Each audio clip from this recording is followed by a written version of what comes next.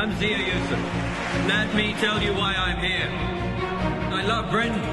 I love my country. It is time for us to stand up and write the next chapter in the great British story. Nigel Farage has asked me to serve as chairman of Reform UK. It is my honour to accept. I will bring all my energy, all my passion to ensure we achieve our mission of returning Great Britain to greatness. Our new chairman, Zia Yusuf, is professionalising the party at a speed never seen before in British politics. He's been charged with making this party an election-winning force. Ladies and gentlemen, please welcome our chairman, Zia Yusuf. We will turn this ship around. We will save this country. We will return Britain to being the poised and powerful country we know it can be. And we will leave a Britain for our children of which we can be proud. Thank you very much, Reform UK.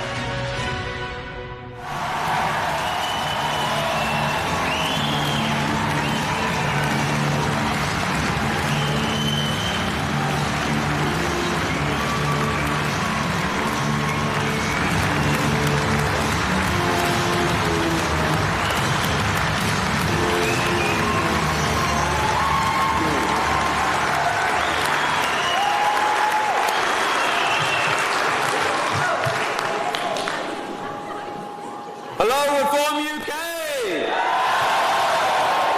Welcome to the County Durham Conference. We are on a roll, aren't we? What an incredible year this has been.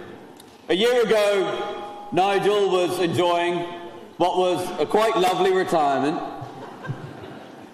The Tories are on their fourth Prime Minister in 6 years and still importing unfathomable numbers of people at alarming rates.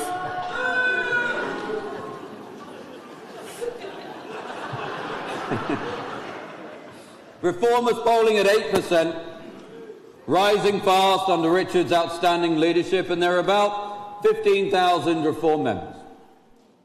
A year on, Reform is the talk not just of the United Kingdom, but of the Western world. We've captured the hearts and the imaginations of millions to whom we offer hope. We've opened over 400 branches across the country. We've surged to 26% in the average of the polls. We have 190,000 members. And ladies and gentlemen, Nigel Farage is now the bookmakers' favourite to be the next Prime Minister of the United Kingdom.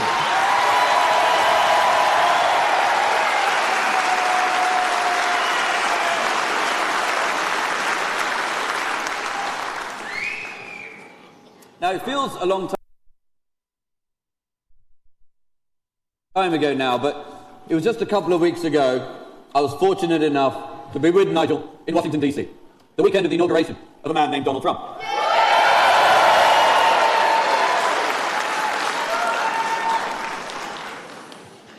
What a marvel it is to see a political leader campaign on a transformative agenda, make a series of promises, win an election, and then deliver most of them within 24 hours of taking office.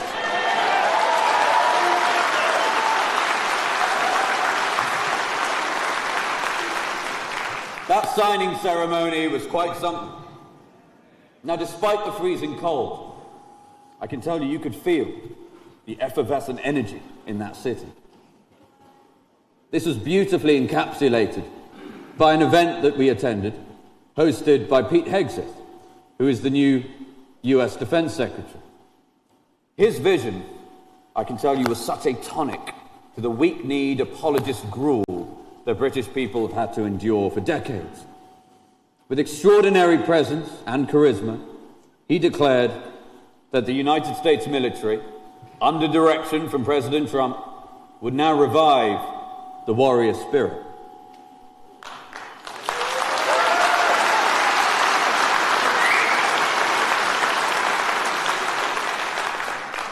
The warrior spirit. He kept using that phrase.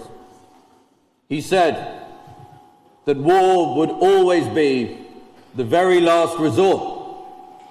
But when US forces did have to fight, they would fight to win.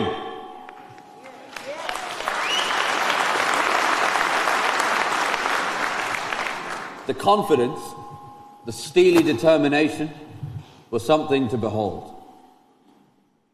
Ladies and gentlemen, it is clear that it's morning again in America. And thanks to your hard work, soon we will elect Nigel Farage as our Prime Minister, and it will be morning again in the United Kingdom.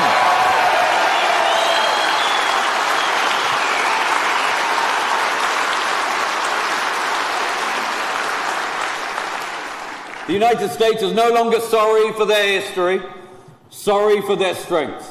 The United States is once again walking tall, and soon the United Kingdom will do the same.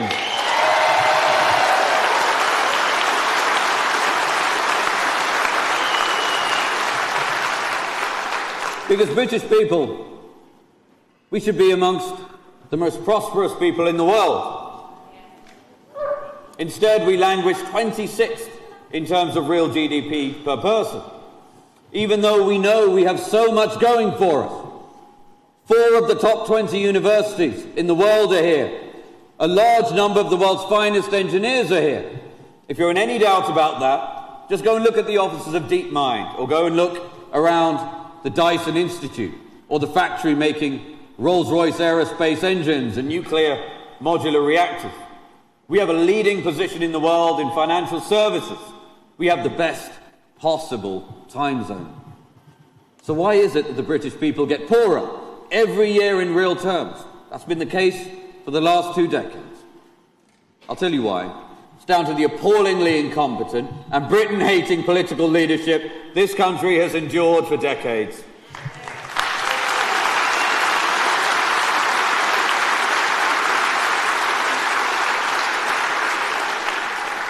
There's the religious cult of net zero, an appalling theft of hard-working British people's jobs and money, all to fund the growth of China and the egos of champagne socialists.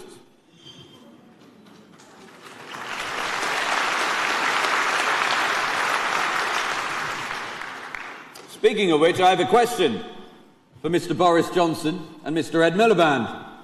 If renewables are so cheap, why have British people been forced to subsidise renewables to the tune of over £90 billion over the last decade?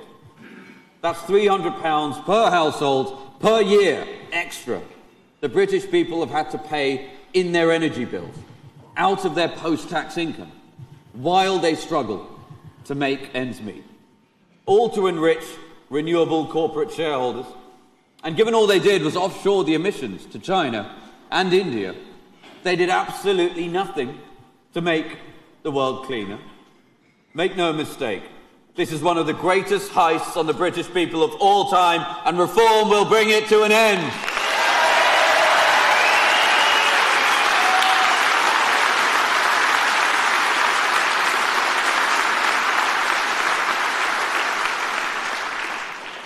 Then there's the bureaucratic state, which has ballooned to an insane size.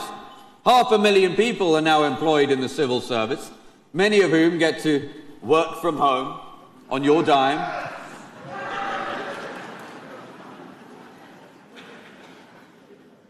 In the last 7 years, their burden on the taxpayer has grown by 50% to £15 billion. And now, in the age of AI, and with competent leadership, there's no reason that couldn't be cut in half and still deliver a vastly superior service to the British people.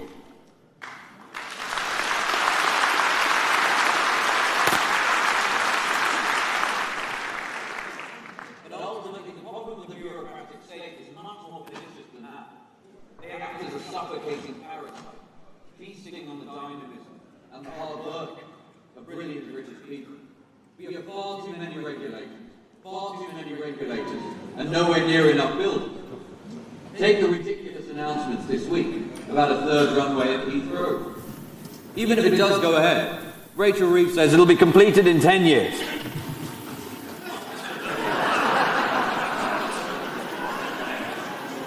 "10 years to build a piece of tarmac."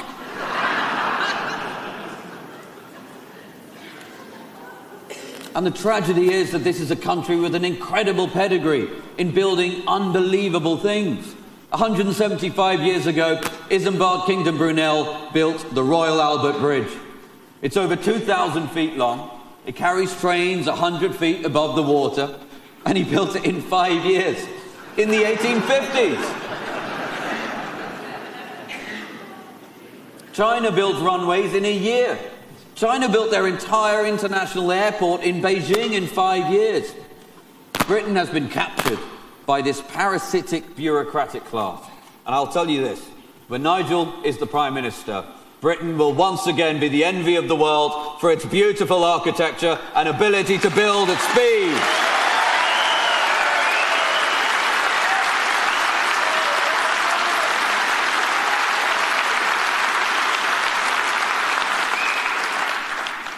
We'll demolish the unelected, unaccountable quangos and unleash the tidal wave of potential in the British people. The reality is, the two old parties have spent decades creating all of these problems. You know, you voted Labour, you voted Tory, it's made no difference. That's why we're all here, that's why reform is necessary. And it's why reform has broken through at such a breathless pace. Because in reform, British people see a real alternative. They see history being made in real time. That stranglehold that the two old parties have had on the politics of this country for a century is finally being broken. You, ladies and gentlemen, are responsible for that, and generations to come will owe you a debt of gratitude. You know, Nigel gave his New Year's message from Blenheim Palace, famous, of course, for being the birthplace of Sir Winston Churchill. This is a man whose legacy has come under all-out assault in recent years. People calling themselves teachers have sought to rewrite history and tarnish the legacy of one of the greatest Britons ever to have lived.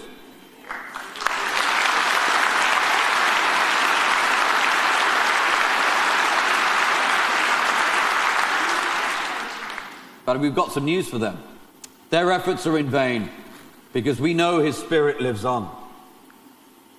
It lives on in the people in this room, those watching at home, the millions of reform supporters across the country who know in their hearts that the time has come for them to stand up and be counted in their country's hour of need.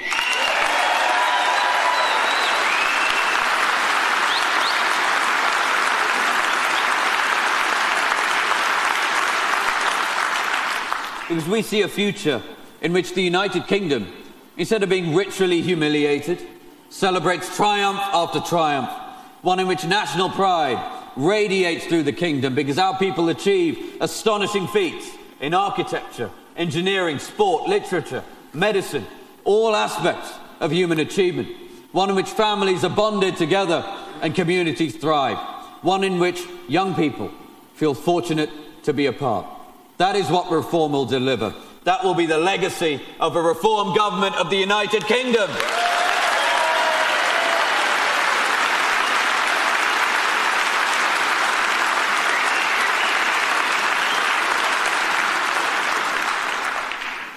Now, time flies. We're well through the 6-month anniversary of when I become chairman of Reform UK.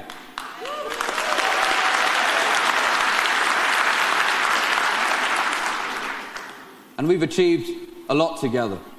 Our membership has grown by 180%, from 68,000 to 190,000 as of yesterday.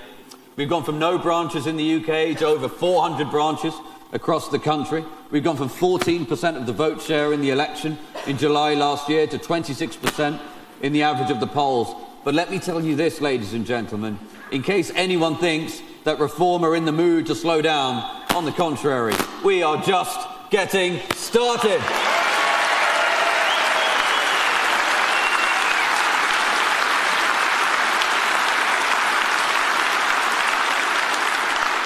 Now, we all know in life that momentum and trajectory are far more important than absolute position. I can tell you it's true in business, and it's certainly true in politics. Thanks to all of you, ladies and gentlemen, reform has all of the momentum in British politics.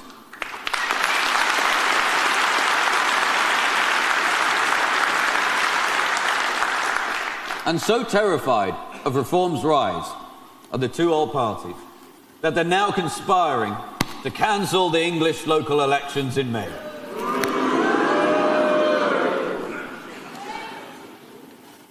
In case any of you weren't paying attention,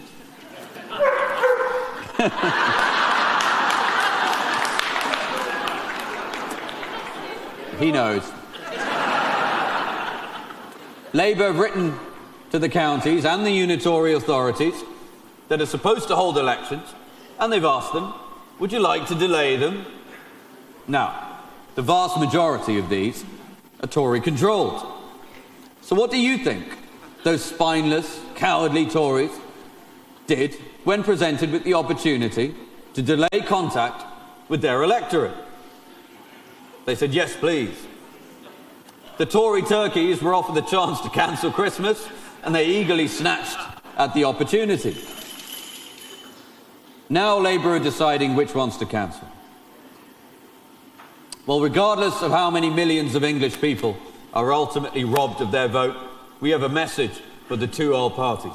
You may delay contact with your electorate. You can run, but ultimately you cannot hide. When those elections are held, you will feel the force of the turquoise tidal wave twice as hard.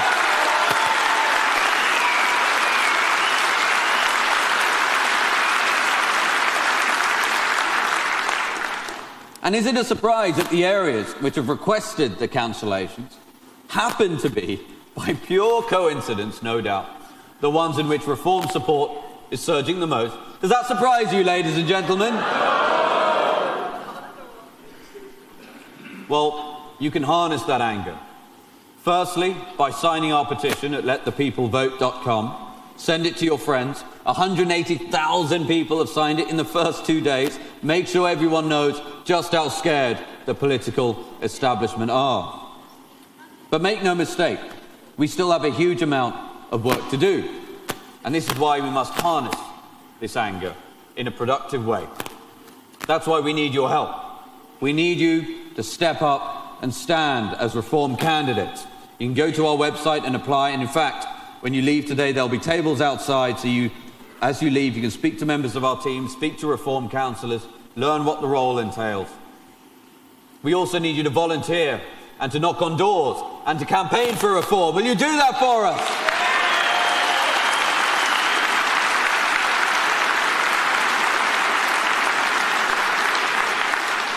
Well, then I'll leave you with this. The latest polls show that if an election were held tomorrow, Reform would win 180 seats, far more than the failing Tory party. Just think about that. We've gone from winning 5 seats 6 months ago to polling at over 180 seats, and we've done that in half a year. Just think about the impact of our 5 MPs, our 5 brilliant MPs who do a sterling job of holding this dystopian Starmer government to account.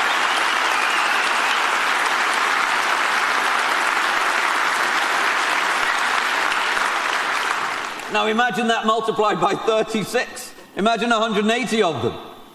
Imagine where we can be in a year and by the time of the next general election. Ladies and gentlemen, if we work hard, the sky's the limit as to what we can achieve together. We will elect Nigel Farage as our Prime Minister. We'll turn this country around and restore the United Kingdom to the poised, prosperous and powerful country we know it can be. Thank you very much, ladies and gentlemen.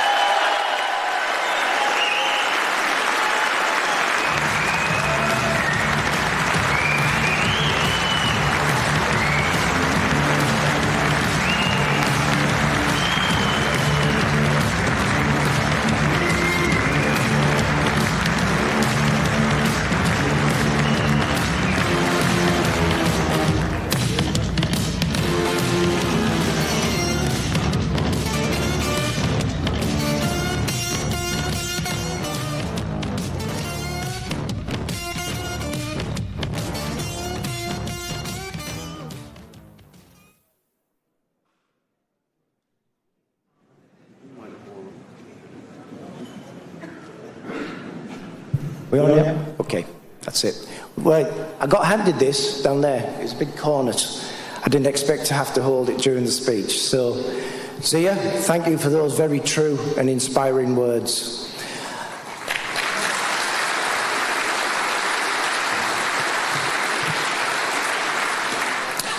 Good afternoon, everyone. For those in the audience that haven't met me, hello. I'm Neil McCabe, your Regional Director for the North East and North Yorkshire. Thank you.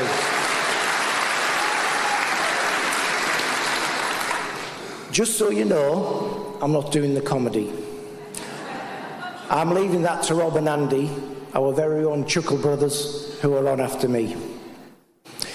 It's an honour to stand here before you as we gather for this important event that brings together passionate individuals committed to shaping the future of our communities and nation. We are here not just as attendees, but as active participants in democracy, ready to listen, learn and take action. I would like to extend my deepest gratitude to each and every one of you for being here today. Your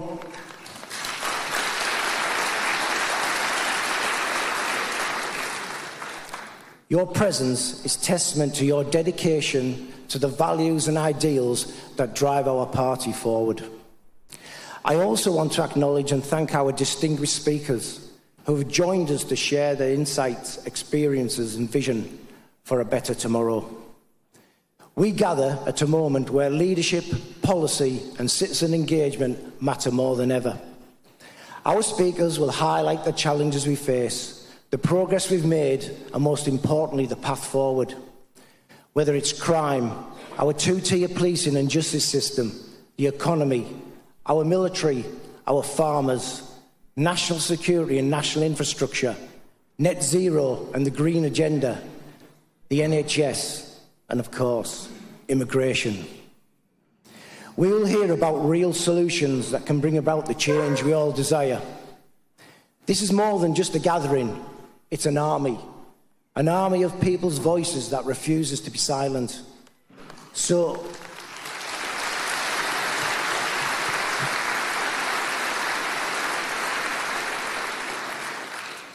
I encourage you all to listen intently and take inspiration from today into action for tomorrow. Our immediate tomorrow is to contest the local council elections in Durham and Northumberland on the 1st of May this year. Please apply to be a candidate. Come and join our team and help us bring about the change our region and country is crying out for. Durham Council announced this week £51 million of uncollected council tax on their balance sheet. Inept mismanagement at every level, and Rachel Reeves doesn't even work there.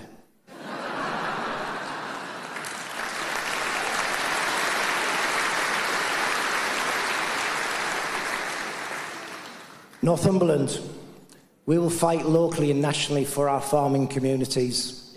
Without you, we won't have the food and produce we need. Remember, food security is a key part of our national infrastructure and we must protect it at all costs.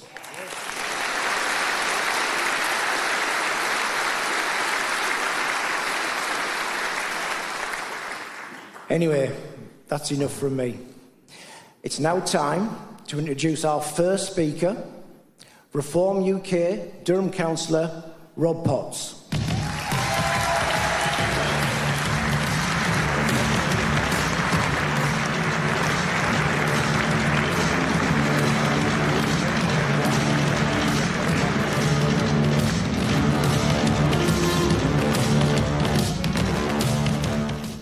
Hi everyone, Barry Chuckle here. First time I've been called the Chuckle Brother, but it had to start somewhere. Hi everyone, I'm Rob Potts, the Reform UK Party's first ever Durham County Councillor.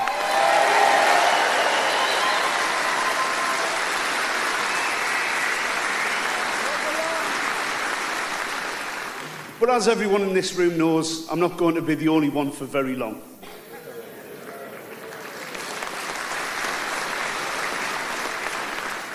A little bit about myself. I'm a proud Army veteran.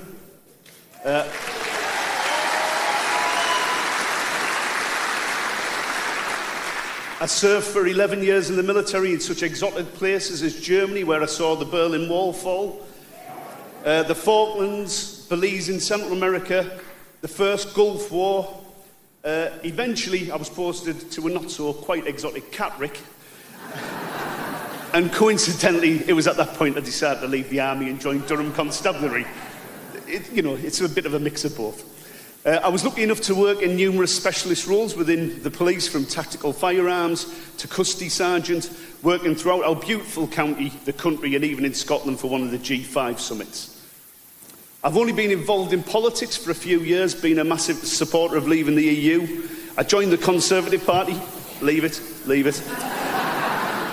and stood as a local county councillor for Evenwood Division in 2021. It turned out enough people knew and voted for me so that I not only became their county councillor, but as far as I'm aware, for the first time ever, Evenwood had no Labour county councillor representation.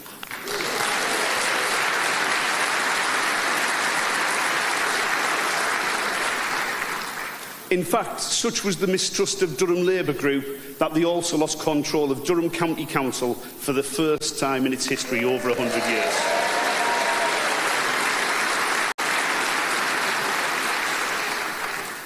Having become a county councillor, it didn't take long at all to work out that the National Conservative Party, although still a much better option for me than the Labour Party, had little to no interest in me and my county other than the vote they needed for them to stay in power. To make matters worse, I saw senior Tories make bigger and bigger promises to stay in power, whilst actually delivering a decline in policing, the NHS, the armed forces. In fact, possibly every sector I can think of declined, except for illegal immigration.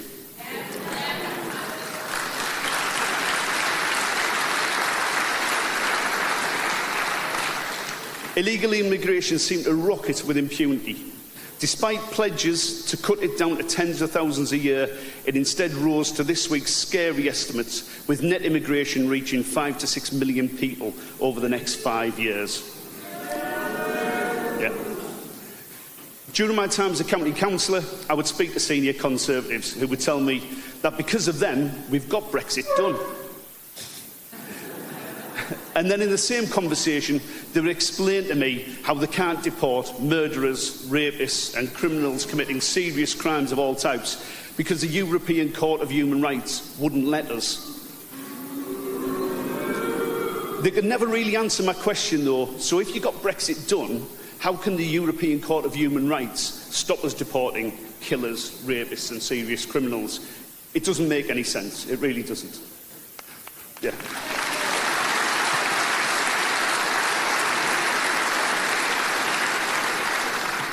In reality, they didn't have to explain that to me. Every person in this room, like me, knows we are far from out of the EU, and it's probably one of the reasons most of us are in this room today.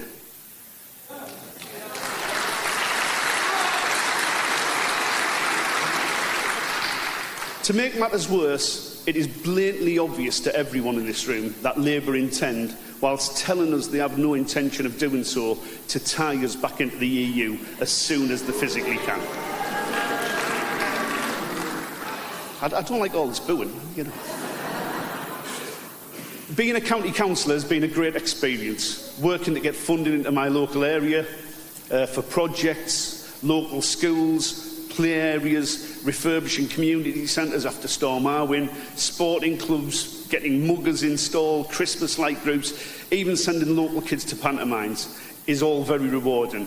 But as you can imagine, it's not without an amount of hard work. One of the things I certainly didn't know prior to being elected was that I would be required to sit on various committees. And, you know, it's something that most people who become county councillors aren't even aware of. And although the time commitment isn't massive, some are very important and can have a massive impact on all our communities. With my previous experience, I volunteered for committees including the Police and Crime Panel, whose job it is to hold the Labour Police and Crime Commissioner to account. Yeah, she's not my favourite either. She's not my favourite either. I somewhat naively thought I was going to turn up as the only councillor with policing experience and be able to help with all my knowledge that I've gained over the years, especially in operational policing. Only to find out it was probably quite the opposite. In nearly 4 years, I am yet to see a Labour councillor vote against the Labour Police and Crime Commissioner.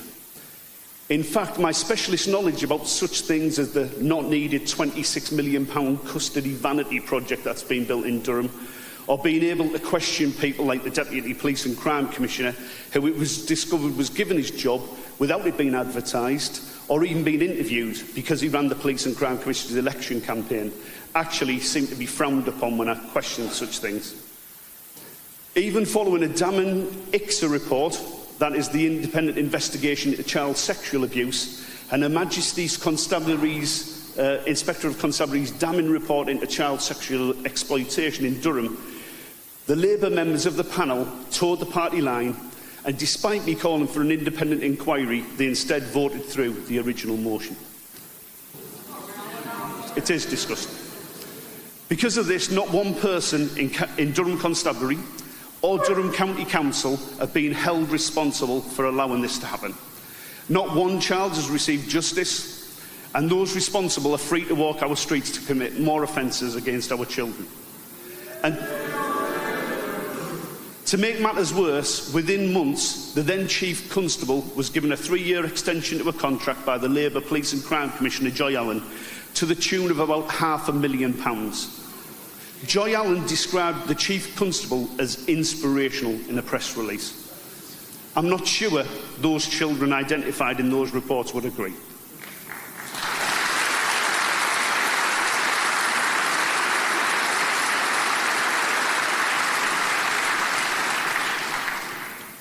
You will probably not be surprised to find out that following my becoming a Reform County Councillor, I have been removed from my committees. This includes the Police and Crime Panel, and to make matters worse, my Conservative councillor replacement didn't even bother attending the last panel meeting. In May, we have the County Councillor elections. Thanks. Durham will be reducing its County Councillor numbers down from 126 to 98. We have had so many people already come forward as candidates, but we have to have candidates for every constituency in the county. If we can win 50 seats, we'll have a majority in Durham, and we can stop such injustices happening to our county's children.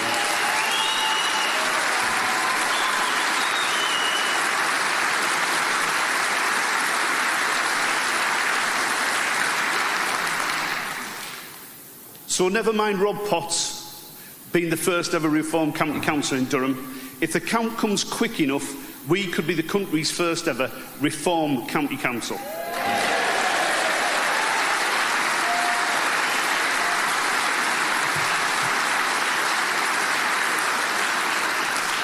However, for that to happen, we need your support.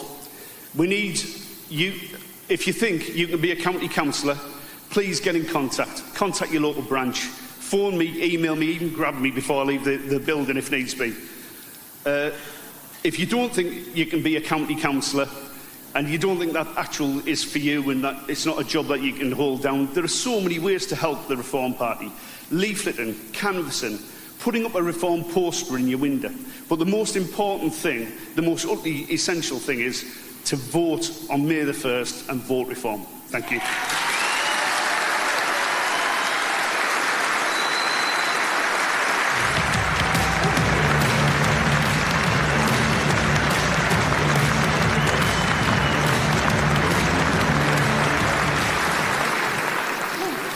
Thank you, Rob. Thank you very much. So, can I welcome our next speaker to the stage, Andrew Husband.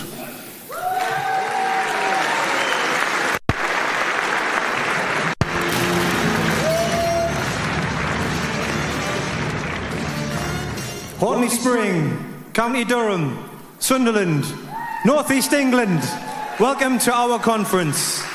My name is Andrew Husband, and I have the honour of warming up the stage for the next 10 minutes before we bring out the big guns. Like Keir Starmer, I haven't quite mastered this auto cue, so I'll be relying on good old-fashioned card prompts and a stopwatch. So please bear with me, I've still got my L plates on. I do hope to cover a few topics with you, like how I got into politics, how my businesses have been affected by terrible back-to-back governments, but also how we are now on an exciting journey and there is hope for all of us. So let's start with 2015. And to that point, I'd had a decent career. Senior sales roles, managing teams and businesses across the country, operating at board level. I was then based in sunny Kent, but plotting a return to the not-so-sunny northeast. We just had a new baby, and we needed our family around us. And following maternity leave, it was also time for my wife to go back to work in a job back up north. My plan, on the other hand, was to start my own business in the northeast at last, with a baby, a new baby, no pressure. So, having built up a bit of a network of my own, we came home and I got to work. My friend and I had a car each full of blue roll, wipers, and off we went. The growth of the company was quite meteoric, and before long we were supplying bars and restaurants all over the northeast and beyond with a range of products, and we were off to a good start. Something that was important to me, I had naturally opted for British-based suppliers where possible.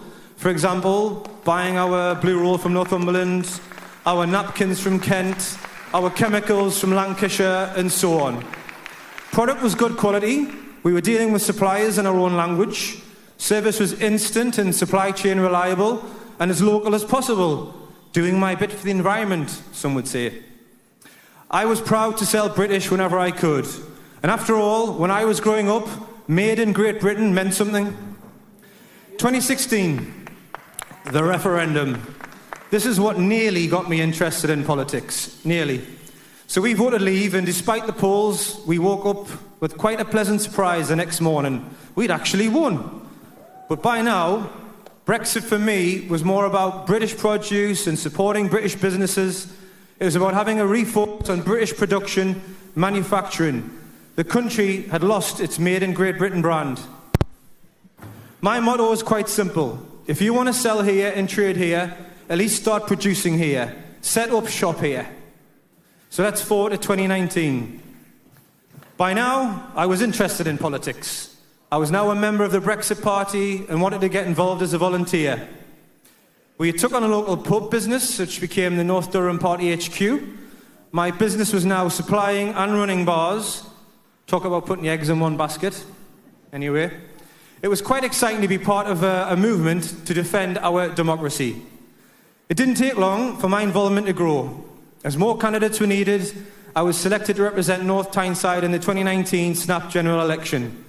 And apart from a bit of abuse, a bit of name-calling, a few raised eyebrows by friends who thought they knew better, Remainers, it was actually an enjoyable and rewarding experience, and it certainly didn't put me off. Next up was COVID.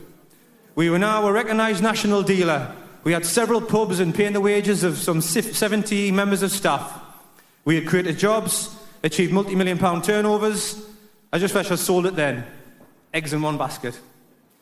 Overnight, our customer base was closed. Not many people realise that, but most pubs, commercial premises, etc., you still charge rent for being closed.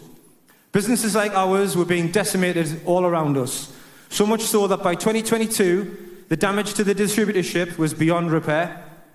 Meanwhile, immigration was out of control. Ukraine had just kicked off, energy through the roof, more government incompetence, more reckless spending, woke nonsense was spreading. By 2023, I was back in the fold with Reform UK. I was attending conferences and taking in speeches, and I was witnessing common sense solutions to the country's problems. I had been inspired. By 2024, I was standing in North Durham as parliamentary candidate, the place where I grew up and where I had my businesses. The welcome we received, knocking on doors, it was a tad different to the Brexit Party days. People running out of their houses after you were now trying to shake your hand and chat about life. It was a pleasant change. We took thousands of votes off Labour, trashing their majority, achieving nearly 11,000 votes for reform. Yeah. So this gives us a lot of hope for the local elections. I'm now currently the interim branch chair for North Durham. In the polls, we now have a healthy 5-point lead locally, building by the week. North Durham will have a Reform MP at the next attempt.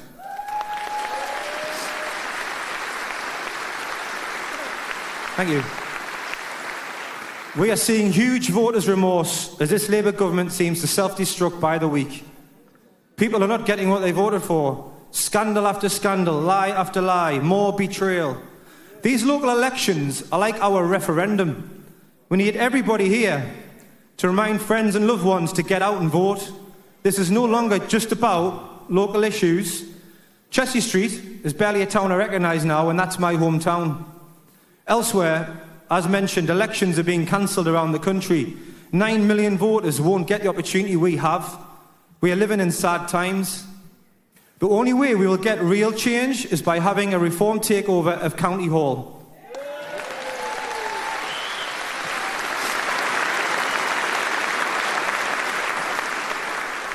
We don't want to be just challenging the vanity projects, the reckless spending, the woke initiatives that's coming from the top. We want to be writing the strategy of how we can take our county back. We do this, then we take our country back. And we can do it. Thank you.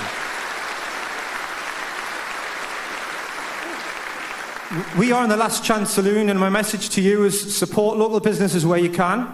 Use your local, your butcher, your local family business. Use it or lose it. This year, records will be broken. Sadly, as more businesses are going to go under and more jobs will be lost.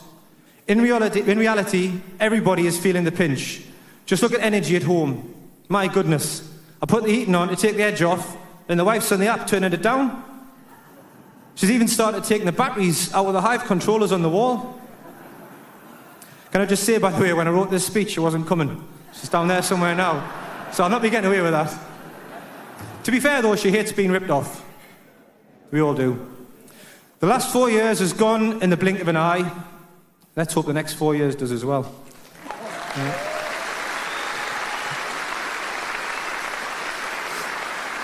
We will come through this. I'm not here for pity. One door closes, another one opens. This government won't break me, but I'll never forget, and I certainly won't forgive. We need to stick together through these tough times, and I'm more determined than ever to play my part in saving North Durham and the North East from Labour.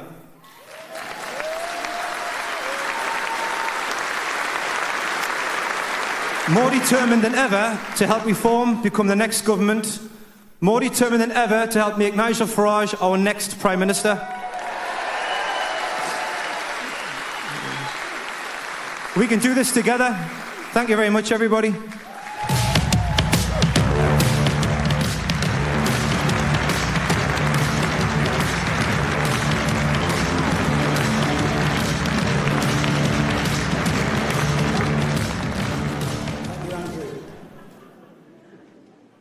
Just announce the next speaker, some guy who you might recognise. Apparently he's on a news programme called GB News. Mr. Matt Goodwin.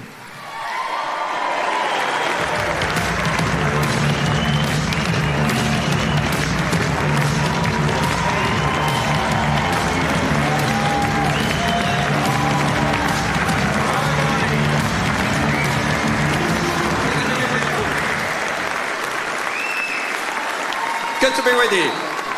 Somebody said to me today, they said, where are you going? I said, I'm off to speak to the #1 political movement in the national polls. Yeah. #1, did you see that poll? For the first time ever in British political history, Nigel Farage and Reform are ahead of the Tories in every single major opinion poll. So, I had to laugh this week because I saw the approval ratings come out. Kemi Badenoch's -15. That's what I call Prince Harry territory.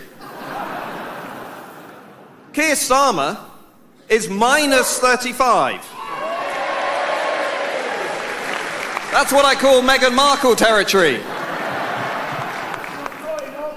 And it's not hard to see why, is it? It's not hard to see why.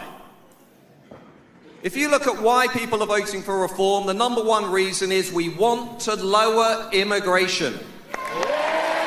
Not hard.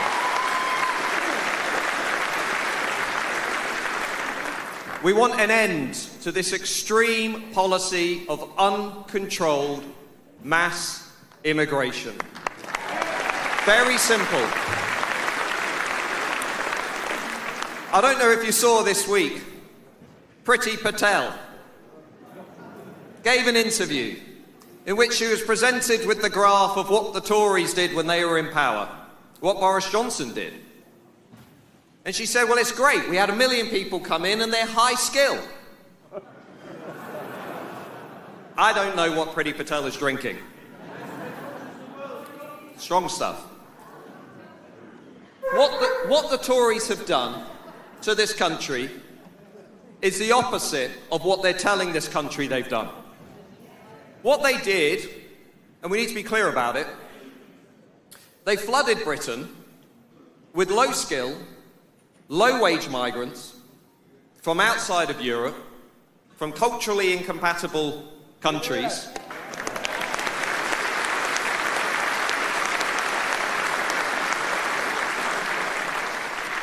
And the numbers are absolutely bananas. If you look at the millions of people that came in over the last few years, the percentage that came into this country to work was just 22%. 22%. I'll give you an example. At the end of last year, we gave out 15,000 visas in this country to people overseas to come and work in our health and social care system.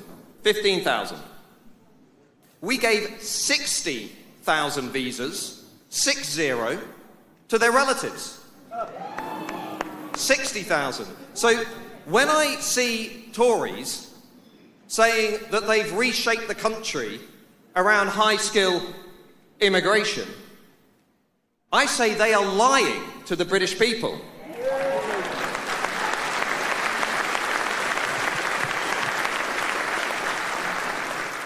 Because the research that we've seen now, even the Office for Budget Responsibility acknowledges this. What we now have in this country is a model of immigration that is making us poorer, not richer. It's taking more out of the economy than it's putting in. And this is not about demonising the people coming over. It's about pointing at Westminster and the establishment and saying, you guys have got this completely wrong. This is not the way to manage immigration. It's not the way to manage immigration. And then we've got the small boats. We've got illegal migration. That's costing us £5.4 billion every year. 5.4 billion, which means by the time we get to the next election and we get a reformed government, by the time we get to that election, British taxpayers will have spent about £60 billion on our broken asylum system. £60 billion. And this week, the Labour Party have brought forward a new law that is going to decriminalise illegal migration.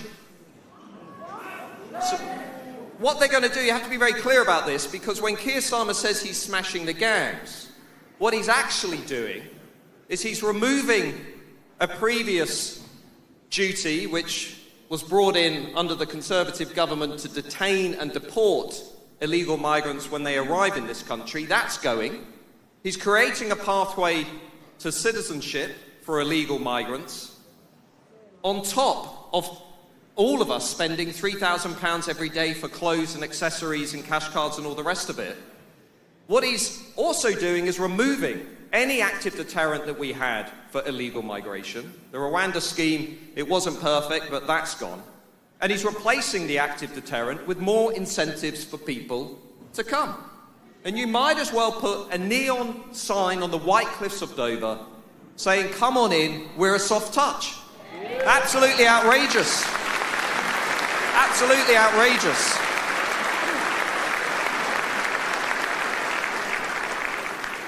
And the thing that gets me is when you look at what's actually happening in our public services. I don't know about you, but I read the coverage of British people being treated in corridors in hospitals. British people dying in hospital corridors with their families, not able to have the privacy and dignity that they should have, because we can't afford to give them a functioning national health service. And then I read that we're giving £15.3 billion every year in foreign aid to countries overseas. My motto is fix Britain first before helping the world.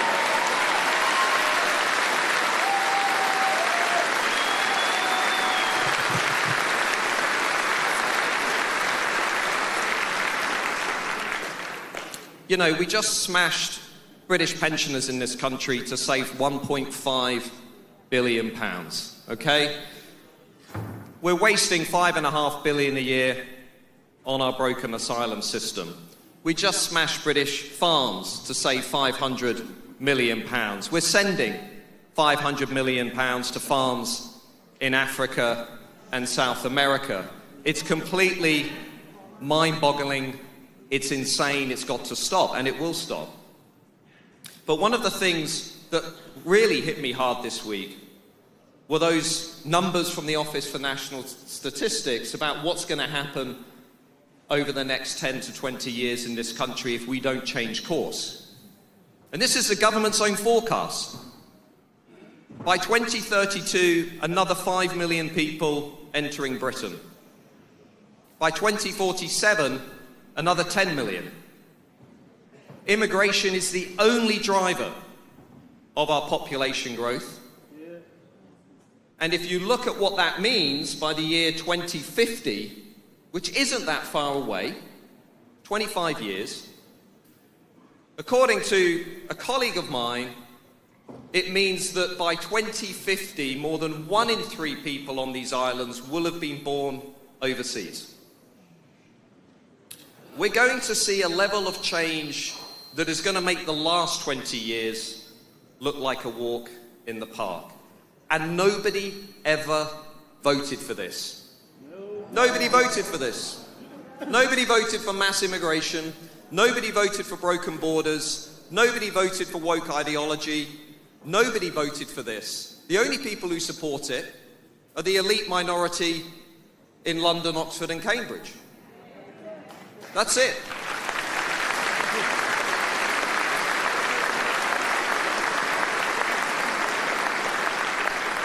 And the funny thing about it is they say you're the fringe minority. They say that this movement is the fringe minority. Whereas what we're doing is speaking up for the forgotten majority in this country. That's what we're doing.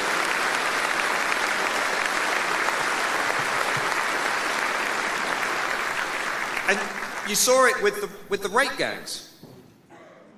Won't give us a national inquiry to what is clearly a systemic scandal. When I see police officers being arrested for their involvement in this scandal, when I see GB News revealing that 50 towns in this country have been affected by this scandal, when I see Labour Party officials being implicated in this scandal, the decent thing to do for those girls and their families is to have a national inquiry.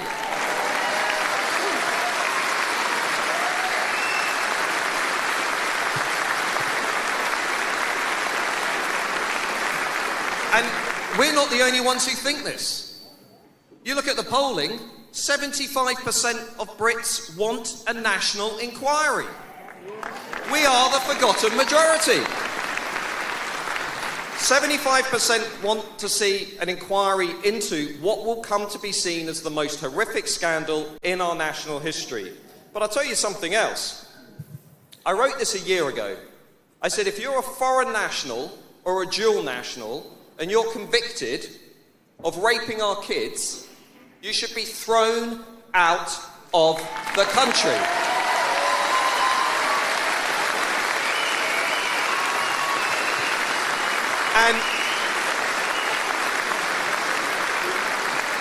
And then we find out a week ago, 77% of Brits say, I think that's a pretty good idea. And then they say, we're the fringe minority. They've completely lost touch. And the one thing that unites the rape gang scandal and the Southport scandal is it shows the complete incompetence of the state. The complete incompetence of the state.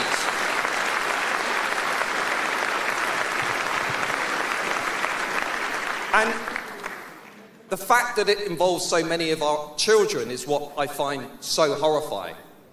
And then to watch people in the legacy media line up to complain about Elon Musk highlighting the issue of the rape gangs. If Elon Musk is watching, I say thank you, Elon Musk, because the reality... Absolutely. Absolutely. Because look, the reality is if legacy media in this country had been doing its job, had actually been pursuing truth, had been looking at what was going on in those northern towns, and had been spending less time talking about, I don't know, George Floyd, then maybe we wouldn't have needed Elon Musk to highlight the issue. It's outrageous.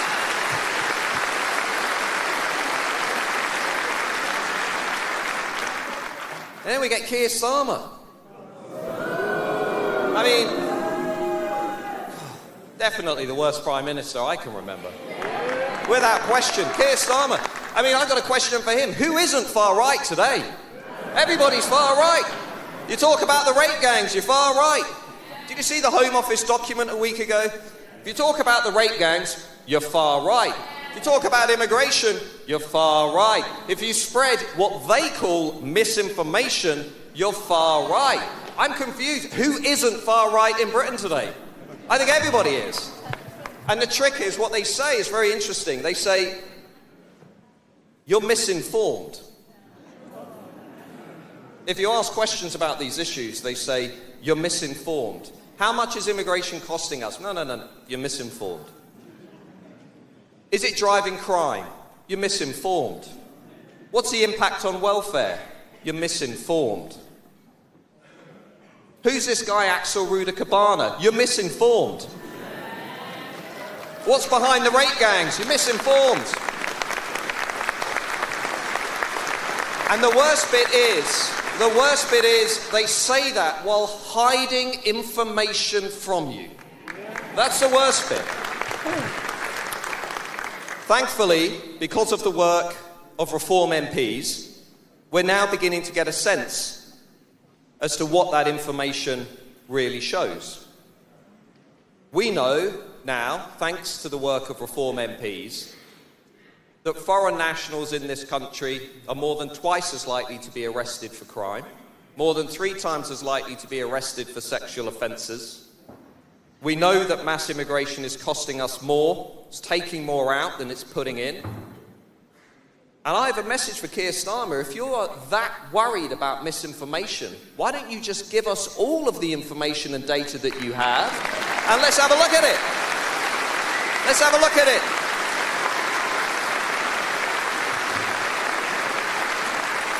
But look, if 5 MPs in the House of Commons can change the debate like the Reform MPs have done over the last 7-8 months, then imagine what's going to happen when we have hundreds of MPs in the House of Commons. It's going to be a game changer. Because what we need to do between now and 2028, 2029 is build the most successful, effective, disruptive challenger movement that this country has ever seen. And you guys are going to lead it from the front. That's why we're here today. You're going to lead it from the front. And I can tell you, I just looked at the most friendly Reform seats in the country. I looked at where's Reform most likely to cause big damage at the next election, and I can tell you, there's a hell of a lot of those seats in the northeast of England. So it's up to you guys. It's up to you guys to carry the torch, to get out and campaign. to take the argument to voters, to go up against the uniparty, to lead from the front, to build the local branches, to recruit the local activists, to stand in the local elections, to stand at that general election, to get people as excited about what's about to come as you are. Because what we're going to do is take back our country. Thank you very much.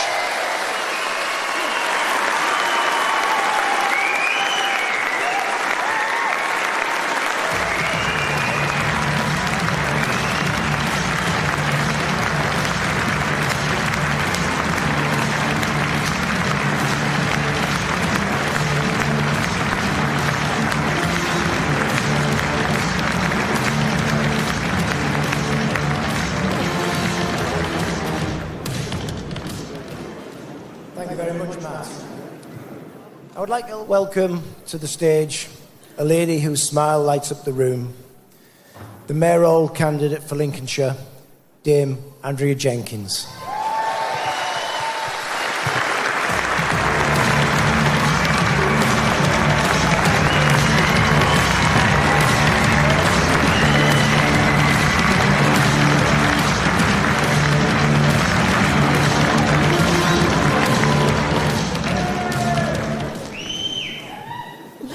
Just as the Romans marched this land below our feet, Nigel, Richard Tice and I, along with the wonderful Kate Hoey, together we walked these roads to march for Brexit some 6 years ago.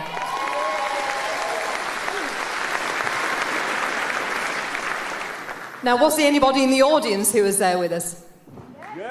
Oh, a few, wonderful. Now, it was freezing, it was pouring with rain, and it was so cold it stung your face. But we were buoyed up because we were on a mission, just like we are now. We was on a mission to stand up for the British people and save our country from the international embarrassment it had become with a never-ending Groundhog Day of Theresa May's capitulation to the EU. Now, do you remember that moment? Now, even though back then we were from 3 different parties, the Brexit Party, Conservatives and the Labour Party, where we were united as we marched with fire in our souls. Now, Reformers, we are united again. And I am immensely proud to be in Reform.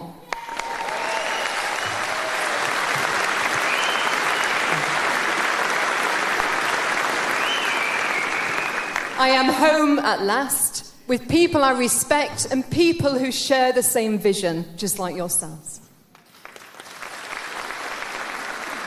Now, Reform UK, I'm sure you agree, it's not just a political party, it's a lifeboat for this nation. And together we will turn this country around.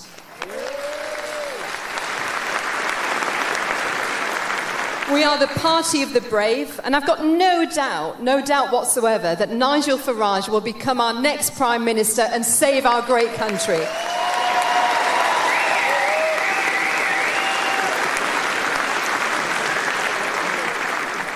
But let's not mince words. It's not going to be easy, is it? Our nation is, again, at a crisis point. Now, 6 months of a Labour government has done more damage than most of us could imagine possible. They've compromised our borders, taxed our businesses into oblivion, and thrown communities into chaos. And law-abiding citizens live in fear while criminals walk free, and streets that should be safe havens are riddled with crime. But what does Labour do?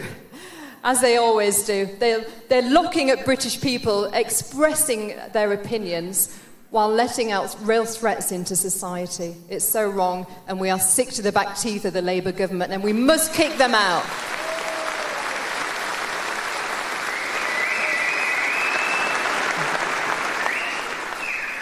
But look what they're doing to our farmers.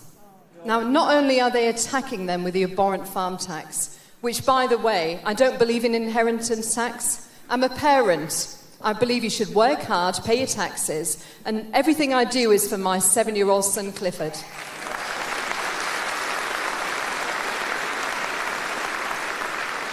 I think we should be able to leave all that we've worked hard to achieve to our children so that they have a better start in life than what we had.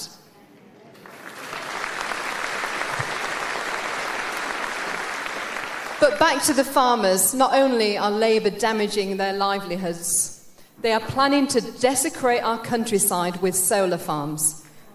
Now, I met with the 7,000 Acres group in Lincolnshire this week, and they showed me Miliband's plans to build 37,000 acres of solar farms across the county. Now, they are also looking at building a nuclear waste dumping facility in Lincolnshire.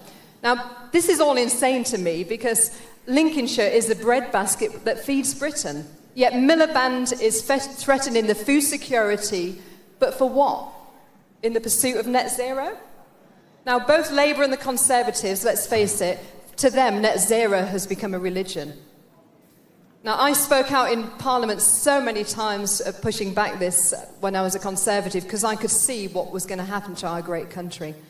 But also, let's not forget the corrupt nature of some of these decisions. I don't know if you saw, but Miliband this week, he signed off plans to build a several thousand solar farm in Lincolnshire for his party donor, Dale Vince. Now, money clearly talks louder to the Labour Party than the voices of the people who do not want this and who have to live amongst this. This is wrong.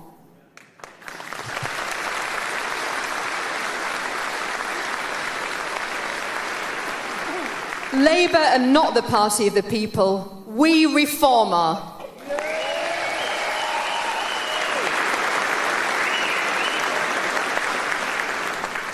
At Scunthorpe Steelworks, you can see what rail industry means to communities and the economy.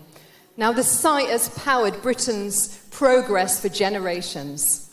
But the rising energy costs and the harmful policies of net zero are forcing industries to meet unrealistic and needless low-carbon targets. Now, we have the last two blast furnaces in Britain in Scunthorpe. They're actually named after two of our former queens, which I think is very wonderful, actually. And Labour are pushing to close these and instead have a new furnace that cannot even process virgin steel. I mean, how bonkers is that? Now, this is nuts zero. It's damaging our economy and it's halting progress of Britain. So I say no to net zero, desecrating our countryside. I say no to net zero, damaging British industries. And I say yes to ditching net zero, full stop.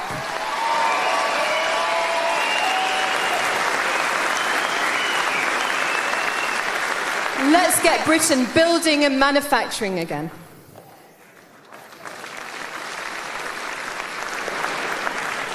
Jobs here in Britain are more important than jobs in China.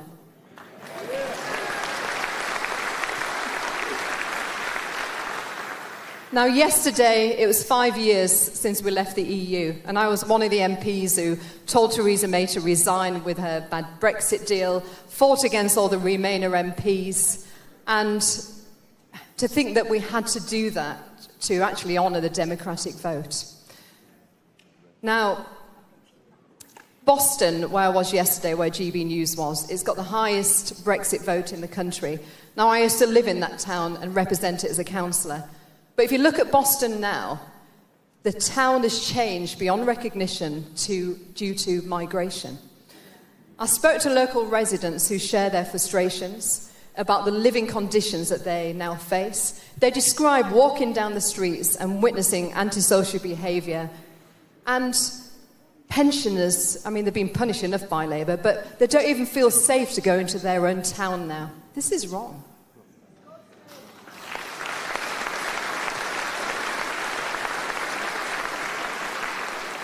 Now, they told me there are lots of houses of multiple occupancies, which I do feel for them. You know, anybody who gets exploited living in these conditions, you know, you're talking 10 to 15 people to one house. But I've got told yesterday by residents that in some areas of Boston, you walk down the street and the migrants drop bags of excrement through carrier bags because they don't have a bathroom. And it's very sad, isn't it? Now, I want to see this once beautiful town to thrive again. And it's disheartening to hear of only councillors this week of Boston. None of them reform. This is why in all the elections across the country, what's going on, we need reform councillors.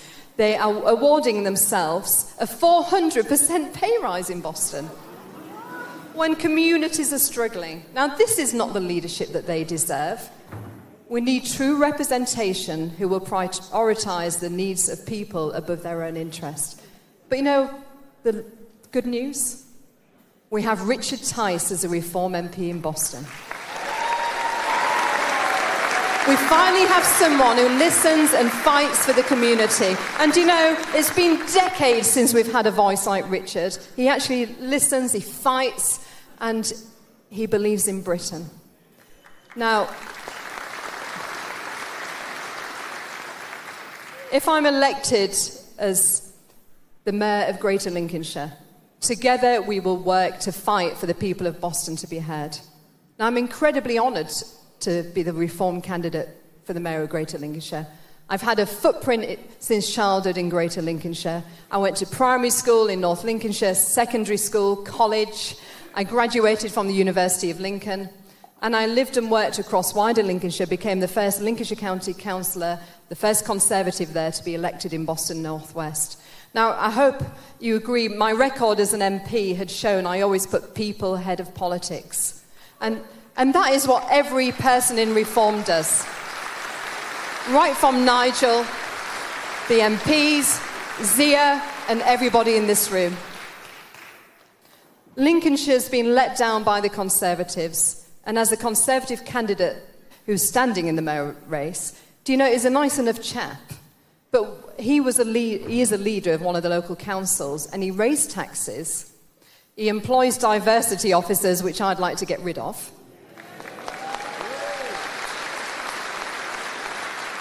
And the councils are already over £136 million in debt.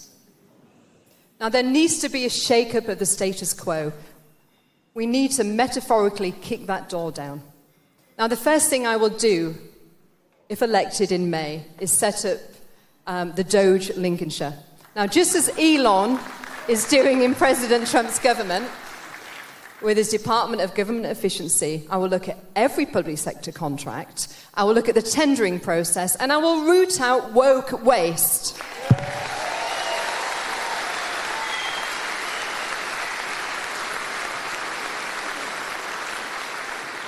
I will turbocharge skills and future-proof our economy.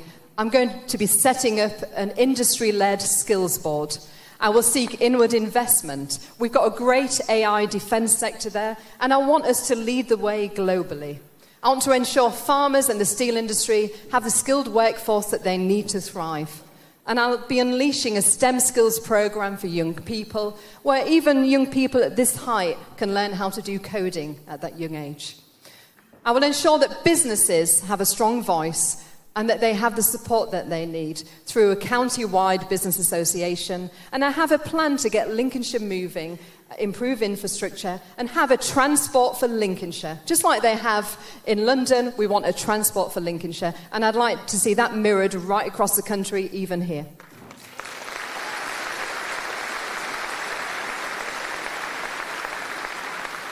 I just want to tell you one shocking statistic. I'm going back to Boston again. Do you know that nearly 25% of social housing goes to people not born in the UK? Now, I was an MP for 9 years, and I had people in dire situations come to me with young families waiting up to 8 years on the waiting list to get a home. This just doesn't seem fair to me. The British people are charitable, but we want fairness for our own people.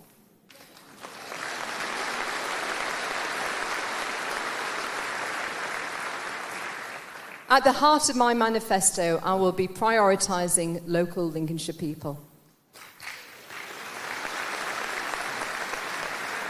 And I've no doubt that when Nigel becomes Prime Minister, when he becomes Prime Minister, he will do the same for Britain.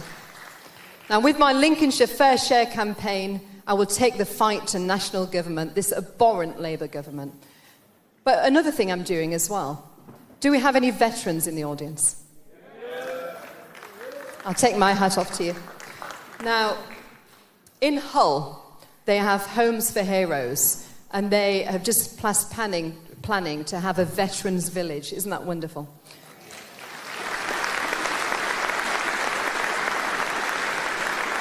I went to see them 2 weeks ago, and if I get elected, I will work with them so that our veterans who fought for our country are respected, supported, and we have a champion who will fight for them.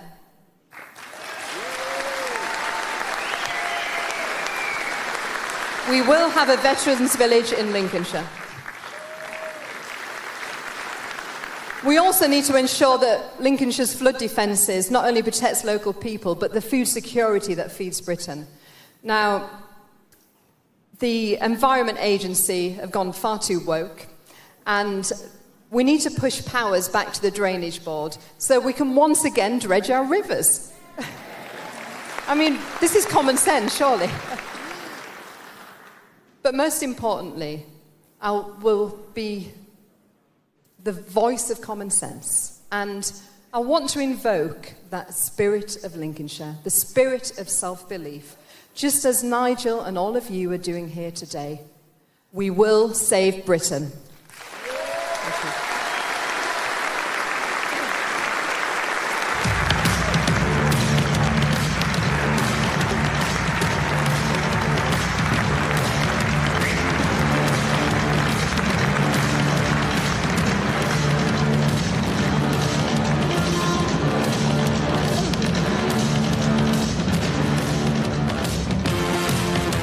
Thank you, Andrea. So, our next speaker, apparently, is the ladies' favourite. Can you welcome to the stage our Deputy Leader, Party Leader, MP for Boston Skegness, Mr. Richard Tice.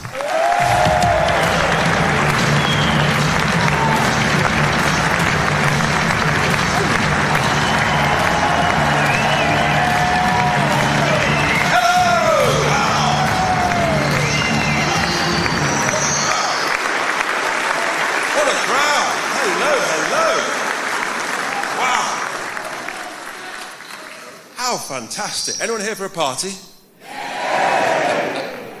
Anyone want to win an election? It's wonderful to be back here in Horton-le-Spring in the Sunderland district. Almost exactly 6 years ago, I had one of those slightly mad ideas. I said to Nigel, I've got an idea, Nigel. Why don't we get 100 people and walk from Sunderland to London? He looked at me, I looked at him, and we said, yep, let's do it. And that's what we did. 2 weeks in March 2019, under Leave Mean Leave. That was the beginning. What a moment. And as Andrew said earlier, it was pouring with rain. Who'd have thought, here we are, 6 years later, and the country is in a terrible state. Even the very statement, ladies and gentlemen, boys and girls, is under review. So policy number one, ladies and gentlemen, is that there are only two sexes and two genders. I hope that's okay.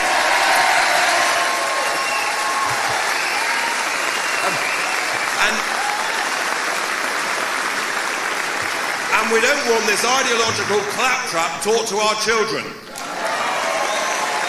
Now, a year ago, I thought of a new word. As you do. Starmageddon. Ever thought I was being a bit over-dramatic? He wouldn't be that bad, it would be all right. Well, hang on, we'll come back to that. Matt's done a fantastic job on that. Didn't he do well, our Matt, Andrea? Didn't they do well? I said, the Tories have broken Britain, and Labour will bankrupt Britain. Now, regrettably, not only was I right, but I underestimated the speed at which this is happening. Unlike me, I quite like a bit of speed, but anyway. I mean, the Tories, bless them. There's a double entendre there, isn't there? Everyone get it? No one's watching, are they?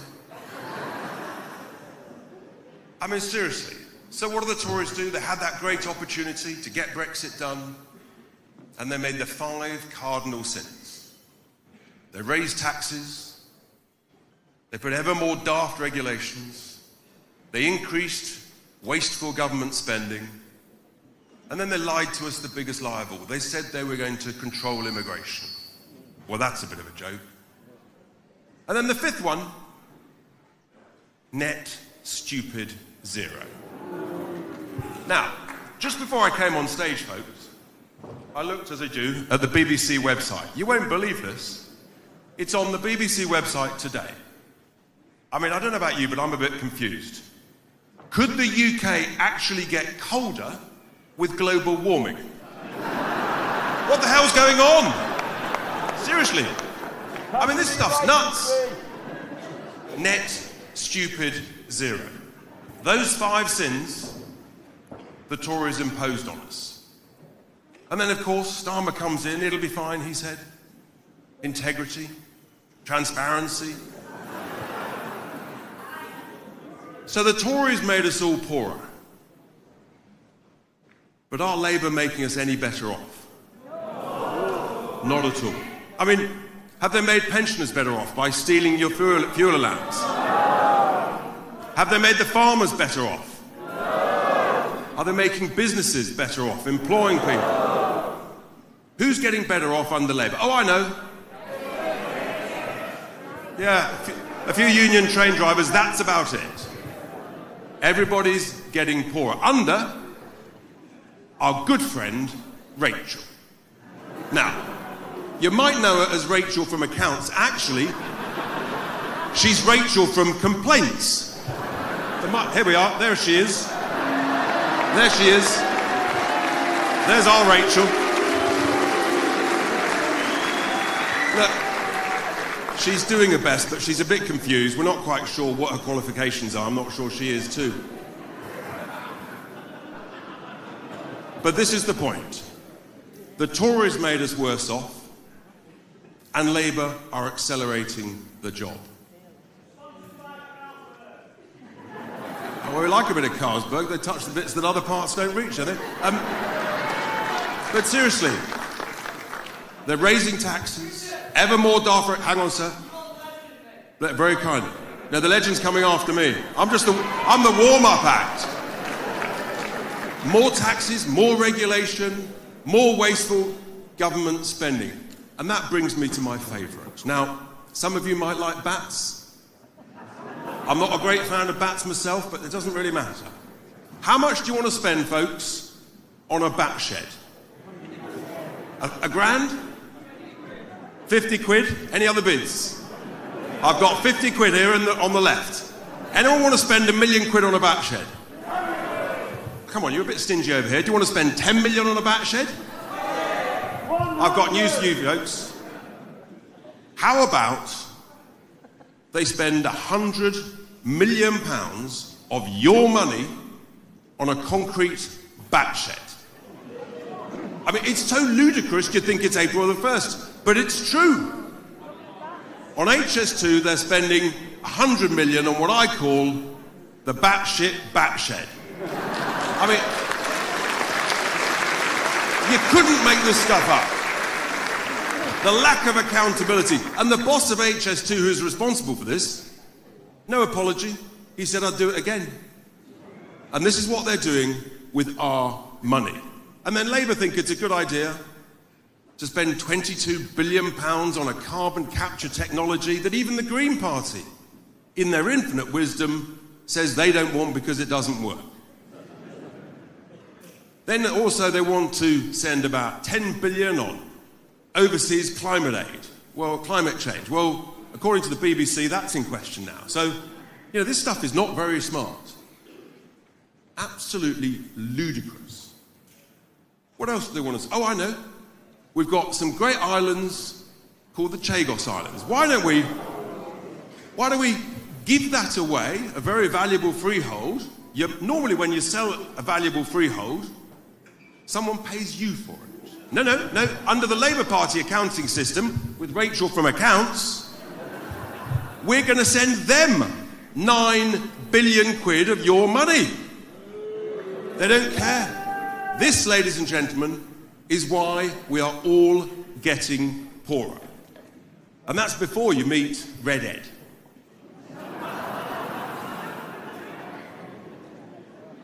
Mad Miliband. I mean, the picture of him strumming a little guitar in front of a wind turbine. You do realise 3 weeks ago we came within a few 100,000 kettles of literally running out of electricity. Blackouts. Well, no, I don't want to turn him off, my friend. I want to drill, baby, drill, like Donald Trump. Come on! Drill, baby, drill! We've got all this energy treasure. Oil, gas, shale gas. Let's use it. It's ours. It belongs to us. We don't want to import energy from all over the world when we've got it here. It's the definition of utter insanity. So they're going to make you poorer. But as we head towards the local elections, and as we head towards the devolved nation elections next year, the word must go out from all of us to everybody. There's only one party that will make you better off. And that is Reform UK.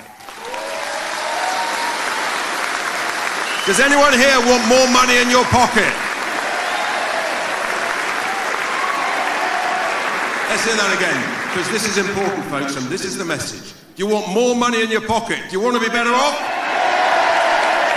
That's the spirit. That's what I want people to realise. Reform UK will make us all better off. We're going to cut out the ridiculous, wasteful government spending. Having been elected an MP, I cannot believe the whistleblowers, and it's brilliant, they're coming to us with stories of unbelievable incompetence, waste, and I'm afraid to say, folks, fraud and corruption. And we will root it out at every level, at the council level, at the devolved nation level, and for the whole country. We have to do this. If we cut, hang on my friend, I've got to keep going. If we cut out the wasteful spending, and if we cut the daft regulations that drive us completely bonkers, these mad EU regulations, you see, if we do that, then we can reduce taxes. And that crucial thing, actually work is a good thing. So let's make work pay. Let's make risk-taking pay. Many of you will have run businesses, small, medium or large. We have to celebrate work. It's a great thing. We have to celebrate hard work. We have to reward making money. Reward risk takers. Celebrate it. Employing people is a great thing. Let's not make it harder. Let's make it easier, folks. Because if we do these things, if we do all of these things, let me tell you, we all get better off. And I think that's what we want. Because if you work hard, if you're better off, your family's better off. And if all our families are better off, then our community is better off. And if all our communities become better off, then our country becomes better off. That's the thing.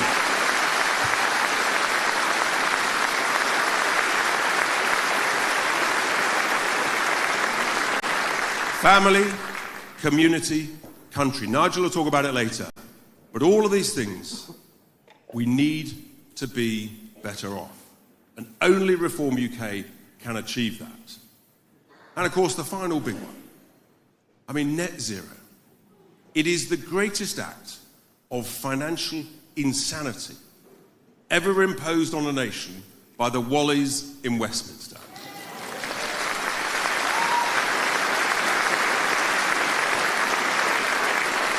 And what we will do, we will scrap it. And it feels to me that the BBC are now hedging their bets. This worm is turning, folks. When Nigel and I started talking about this 3 or 4 years ago, people looked at us and sort of wanted to take us away with the men in white coats. We get more abuse talking about net zero than we got on Brexit. It's like a walk in the park.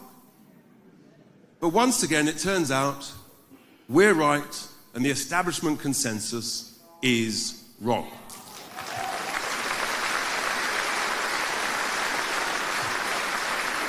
So we have incredible momentum, incredible energy. Zia talked about it earlier. You'll hear it from Nigel in just a few moments. But I'm an optimist. Are you optimistic? Are you optimistic, folks? Do you believe in your family? Do you believe in your community? Do you believe in your country?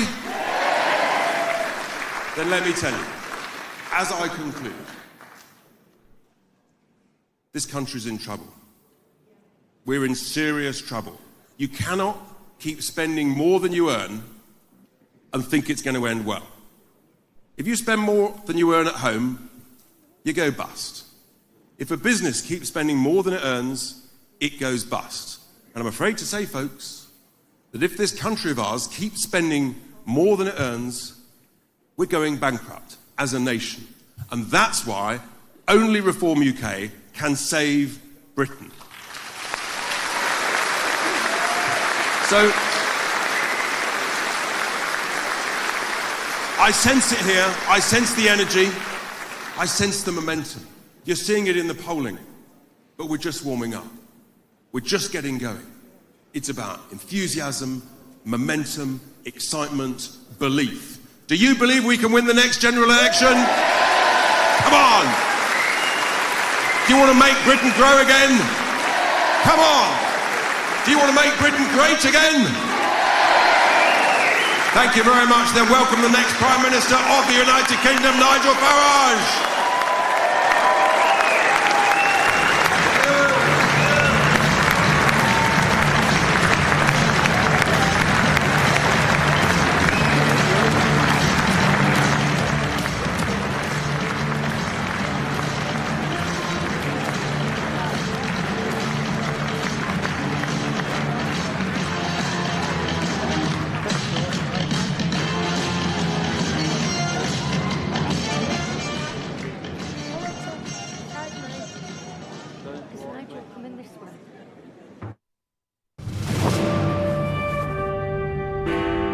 I now call the leader of Reform UK, Nigel Farage. We are the new kids on the block. We have no experience in this Parliament whatsoever, even though some of us have tried many times over the years previously to get here. So we can't judge you from working in this place, but we can judge you from the way the outside world sees you.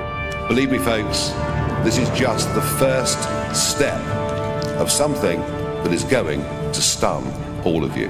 Thank you very much. Nobody on the front bench has ever worked in private business. Nobody on the front bench understands what genuine risk capital is.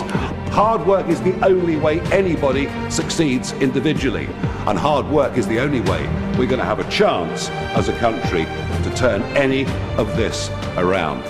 We are in much deeper trouble than anybody on either front bench dares to admit. You know, for a Labour Party that couldn't define what a woman was, couldn't define what a working person was, well, after today I'm pretty convinced they can't define what economic growth is. We believe that a society looks after its weak, but encourages everybody else to do the very best it can.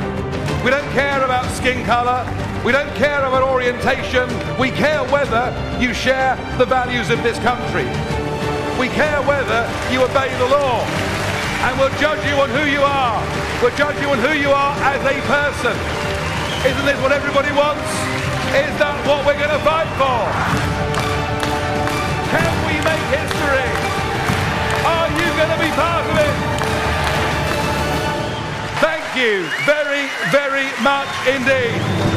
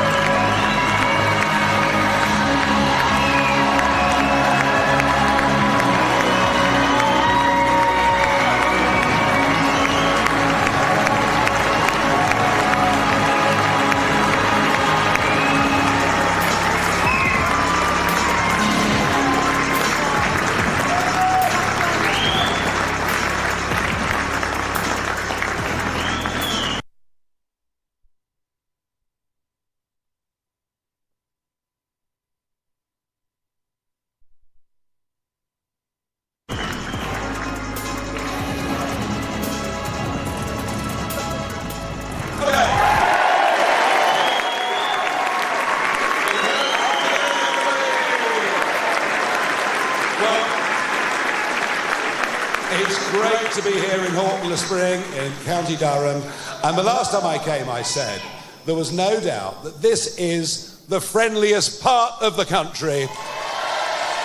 You are simply the nicest people, and I really mean that. And thank you for the warmth of that reception. Frankly, well, it was quite emotional, wasn't it? Thank you very much.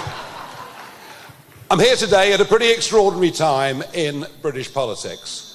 Previous speakers have mentioned the fact that the opinion polls in the last few weeks have been moving rapidly in our favour.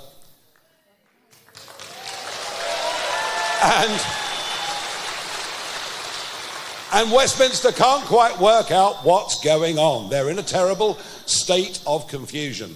But let's just talk today about the polls in the North East. Okay? I stood here last June when I'd just come back after my semi-retirement from politics for a few years, and I said to you that we'd fight that election and that we would win some seats and we would get millions of votes and that we would establish a beachhead in Westminster. And that is exactly what we did on July the 4th last year. But that was just the start. The progress we have made since then has been truly astonishing, with just 5 MPs. 5 very noisy MPs and hard-working MPs. But the situation today in the North East is simple. The Labour Party still lead in the polls here.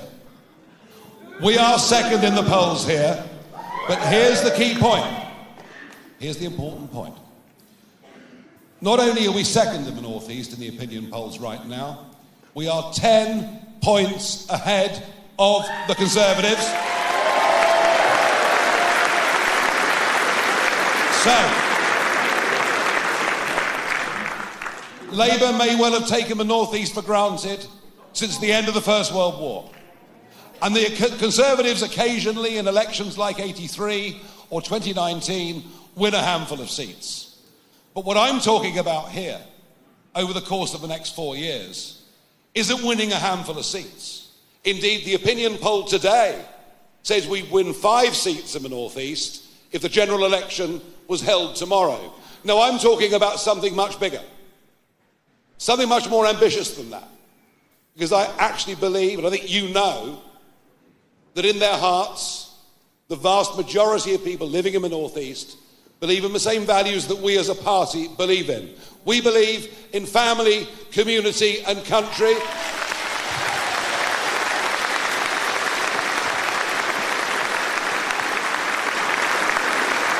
And bear in mind that even on July the 4th last year, with only a few weeks running, of the 27 seats in the North East, Reform was second in 18 of them. So, if you vote Conservative in the North East, you will get Keir Starmer, and we don't want more Keir Starmer, do we? So there's a lot we can fight for. 5 years ago, yesterday, at 11 p.m, I was in Parliament Square with 100,000 friends. And I was able to do the countdown, 10, 9, 8, and boom, we'd left the European Union. It was an amazing victory. And of course, this region voted overwhelmingly Leave because you believe in common sense and the country and self-government. But 5 years on, has it been delivered? Well, bits of it have. Constitutionally, we're out and we're not going back. We're not being governed by inefficient, useless, corrupt bureaucrats in Brussels. No! We're being governed by useless incompetence in Westminster.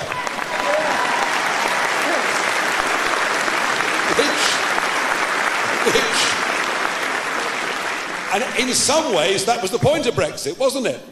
That we can actually get rid of the people that govern our country, but we have been so badly let down on some of the key promises. The turnouts in 2016 on that referendum day in some parts of the northeast astounded the experts. They just couldn't believe how many people actually were going out to vote in the polls. Why? Because it was one of those very few times where the individual felt that their vote actually could make a difference. And one of the key reasons for going out and voting to leave was to take back control of our... You see, I don't need a scriptwriter to come here, do I? It's easy. To take back control of our borders, absolutely. And have we taken back control of our borders? Have we hell? It's since that vote, and in particular, since Boris Johnson got that whopping great majority in 2019, that the boats started crossing the English Channel. And now, over 130,000 young men without documentation, young men who've come very often from war zones, young men, many of whom come from countries that don't treat women even as second-class citizens.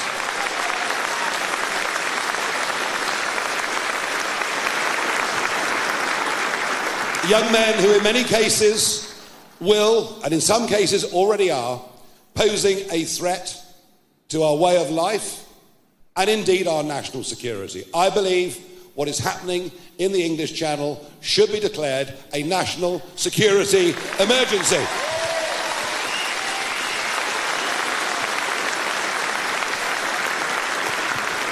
And of course they arrive, they're given new shoes, new clothes, brand new iPhones, pizzas. They're then taken off to four-star hotels or private accommodation, and guess which part of the country they're being sent to in the biggest numbers? To the northeast of England. To the northeast of England, madam. You're absolutely right. 10 times the number of those that cross the Channel get sent to the northeast as opposed to staying in the south. And you are supposed to simply put up with it. To simply put up with it. Well, there's one way you can show the Labour government that you're not going to put up with it, and that will start in County Durham, and it will start in Northumberland on May the 1st this year, and I'll come back to that in detail.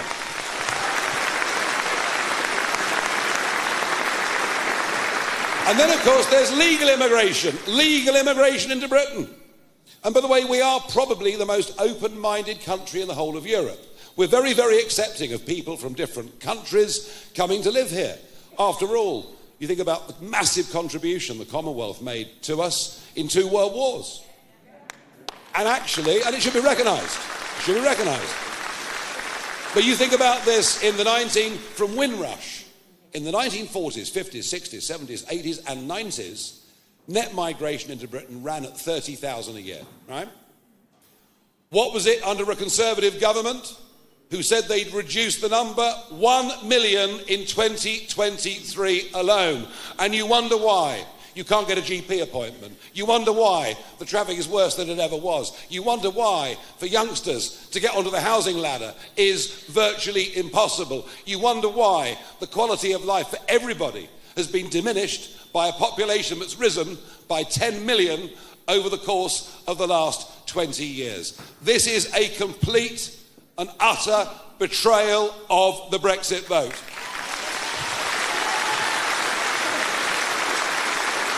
And there's only one way.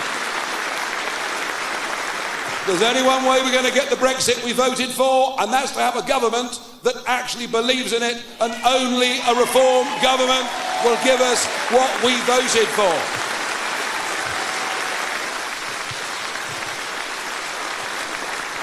And I think of the madness of government policy, what they're trying to do to the small farmers. I can't imagine in the rural parts of County Durham, Northumberland, hundreds of small family farms handed down through generations. It's actually why the landscape looks as beautiful and as amazing as it does. You know, credit to them. But no, the Labour government are determined to smash them, and with that, frankly, they treat our rural communities with complete and utter disdain. Let me tell you, we will stand up and fight for our farmers and for our rural communities.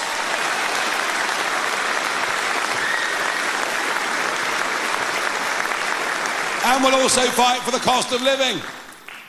What we have done with our energy policy, I know Richard talked about this earlier, what we have done with our net zero policy, frankly, is an act of self-harm, an act of economic vandalism. How can it be? How can it be that we've lost in the last few years?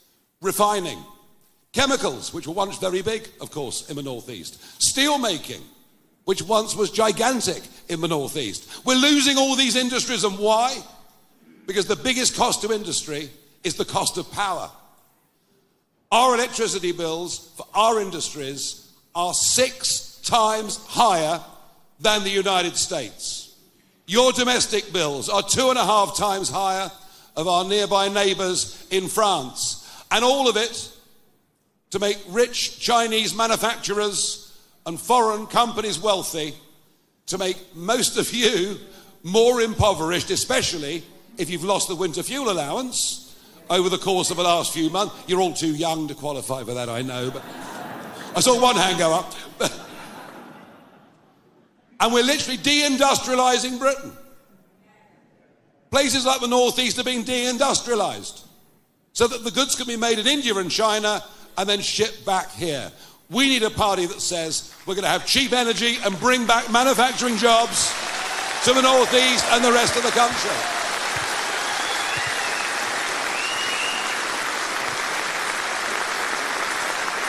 And we need people in government at all levels, whether it's local government or national government, that actually believe in the country, believe in what we stand for. And one of the areas we've got to deal with is education. Now, it is perhaps important to mention that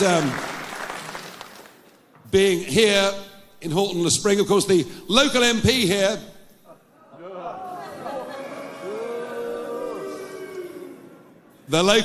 here is, of course, Bridget Phillipson, the Education Secretary, and she's about to make a series of changes to the way schools in this country are run.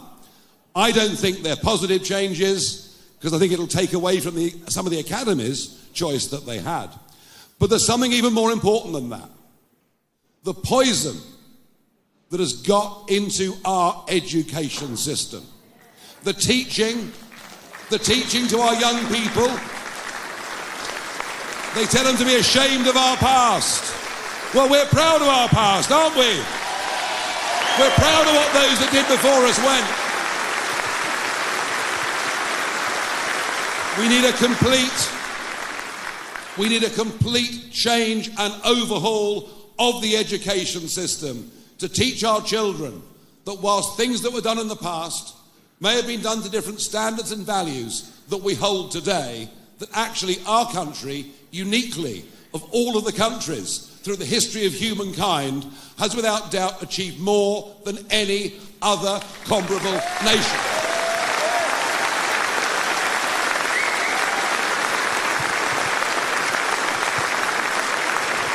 I wonder whether here in Bridget's constituency, whether kids are being taught about what the Durham light infantry did in World War I. I wonder, I bet they're not.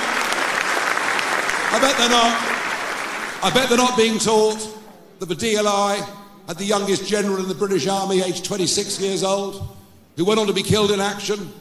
Because if you taught kids things like that, they'd feel not just proud of their country, they'd feel proud of their county, of their community, their village, or wherever they came from.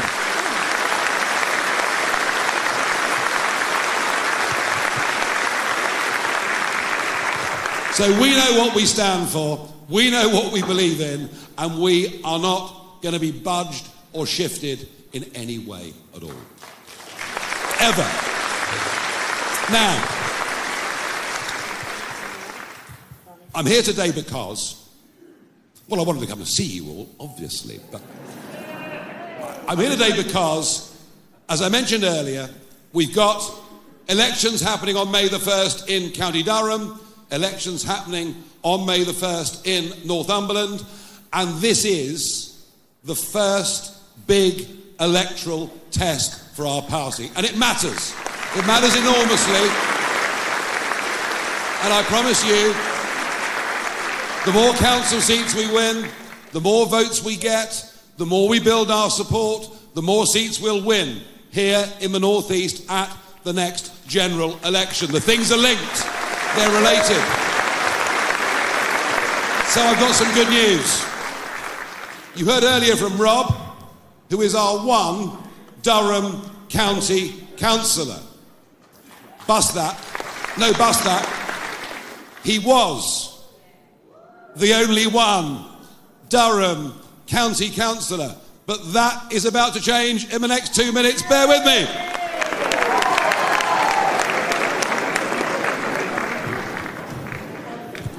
Okay, our numbers today on Durham County Council are going to grow. I have a man and a woman who were both elected 4 years ago as Conservatives, but they've now decided the right thing to do is to come across to us.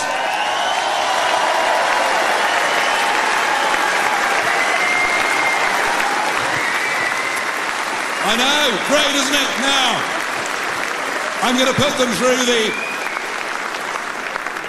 put them through the baptism of fire.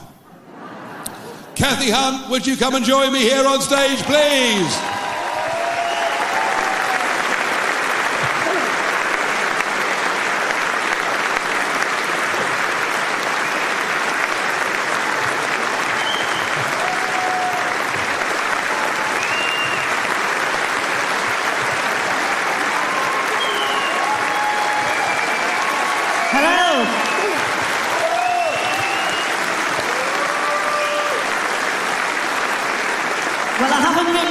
Because I've come straight from work to this, and then got told, asked if I would come up here and speak to you.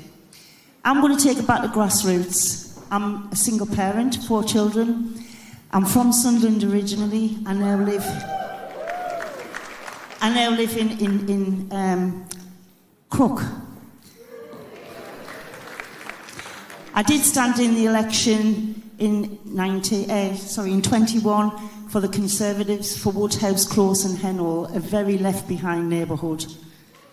I'm proud to say I've personally, from my little neighbourhood budget and from getting all the parties involved, housing and everyone else, managed to get £250,000 projects done in that area and other things.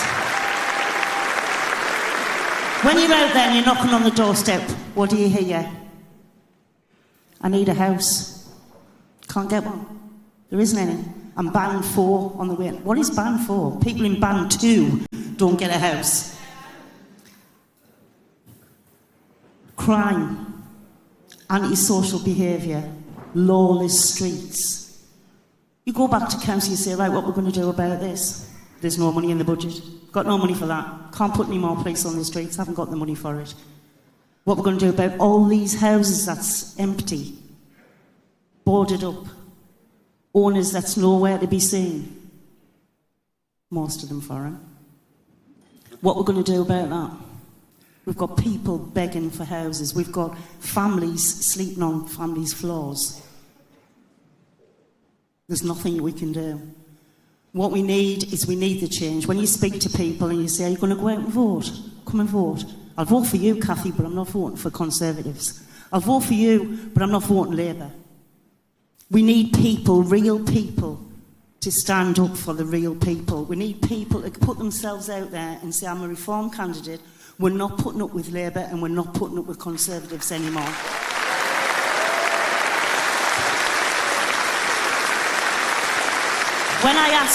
One final thing, when I was asked when I said I wanted to stand for Reform, I was asked if I wanted to defend the place I'm in. I don't need to. The people of Bishop Auckland have absolutely decided they're having no more of that. Instead, I'm going to stand in a 2-person Labour ward, being Labour forever, and I am going to take that seat.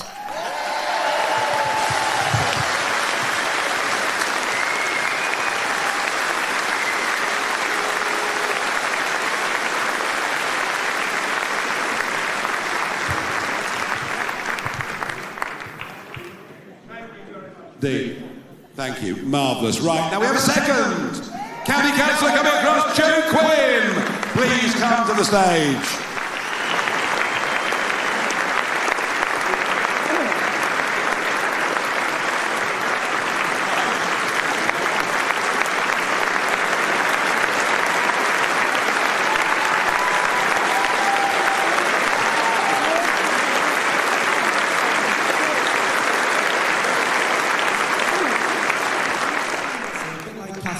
This was sprung on us at the last minute, but I have wrote some notes down. So my name is Joe Quinn, and I am the County Councillor for Ferry Hill, which is a nice little pit village. Go on, give it up for Ferry Hill. Today is the day I officially defect from the Conservative Party.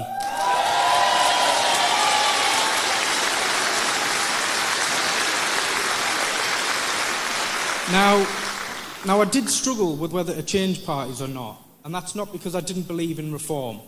It's simply because I always thought changing colours, changing your party, it's weak. It's a sign of weakness. However, on reflection, changing sides is a sign of strength. And I believe it is a sign of strength.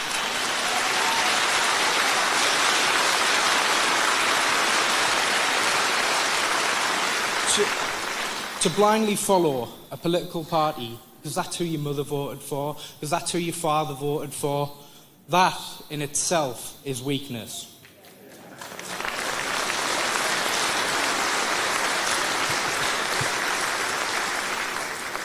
I believe in reform, I believe in our leadership, and I believe in Nigel Farage.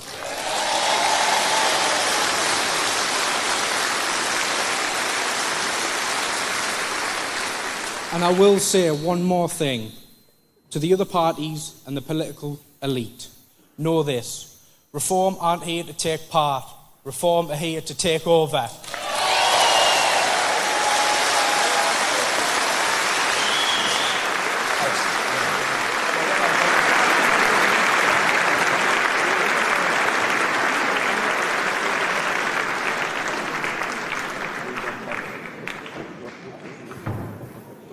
Joe, thank you very much indeed. And I'm going to invite one more person up to this stage to talk to you. He's a North East man, he's an industrialist. I think I'm right in saying he's the only UK manufacturer of washing machines, amongst many other things. But John Elliott played a leading role here in the North East when the plans for an EU regional assembly were put to the electorate a couple of decades ago. He wants to come on stage, say a few words, and I think ask me a couple of difficult questions. So please, big hand for John Elliott.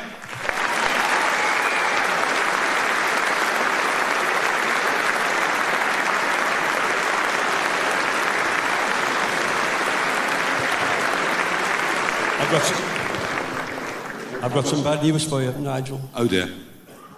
Matt Goodwin, Professor Goodwin, got it wrong. Oh dear. All things aren't good, are they? What did he do wrong? He reckons the population by 2050 will be a lot of immigrants. It won't happen because of you.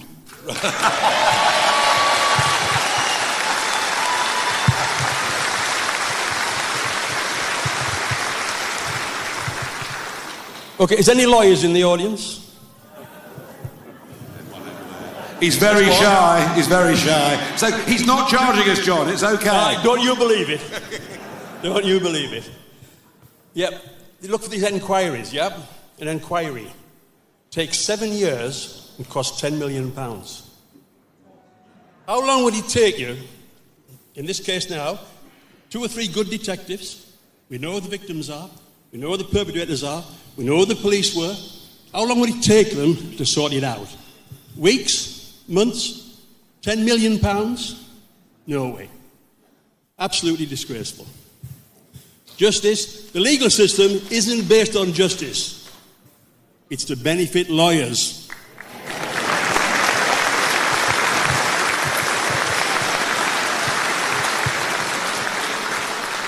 How many people here voted Remain? And look, we all make mistakes. We all make mistakes. There must be somebody, come on. There we are. Well done. Have you seen the light? That's even better still. Actually, I reckon anyone who voted Remain shouldn't be allowed to vote.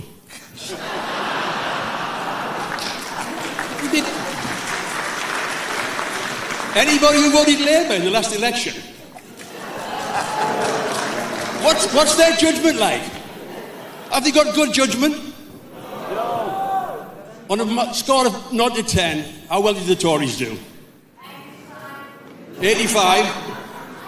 1, 2, 3. And Labour done it worse. I mean, if you take over a business that's badly managed, it's fairly easy to improve it, isn't it? And they made it worse. They say things like, it's a big ship to turn round. They sent you the wrong direction, never mind turning it round. Okay. John, thank you very much indeed. And our country needs people like John, people that take risks, people that set up factories, people that make profits or make losses, people that employ loads of people. And we've got to have the right atmosphere in this country, the right environment for people like John to go out and take those risks. Hence everything I was saying earlier about the essential issue of energy costs. Yesterday, Kemi Badenoch said that she thought reform was a protest vote. Well, I was minded to think there's quite a lot to protest about, but we're not a protest vote. And the common theme with all of these events, and last night I was actually in her constituency, which was rather fun, but the common thing about all these results, about all of you, is whilst you're realistic and you understand just how grave are the dangers that face our country, you understand the societal decline that we're living through, the economic decline that we're living through, the loss of good values that we're living through, the throwing out of the window of our entire Judeo-Christian culture and our history. You understand that.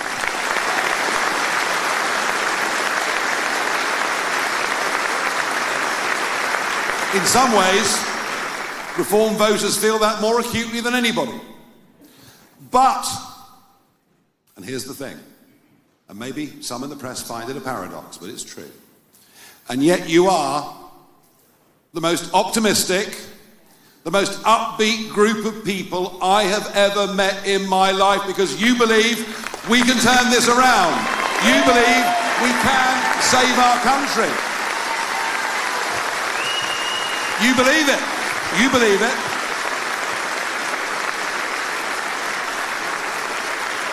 Yet with the right leadership and the right political movement, we can turn this country around, and I think we can look across to the other side of the pond, where a big political change has just happened. And whether you like Donald Trump or don't like Donald Trump, I do. Do you like Donald Trump?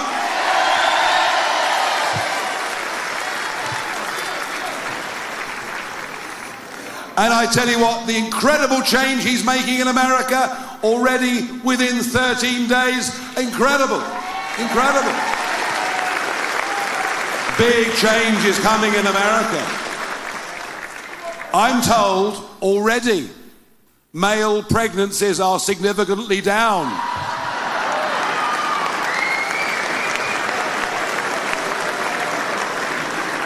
It's all right, we'll get away with that one, it's no problem. But he's right.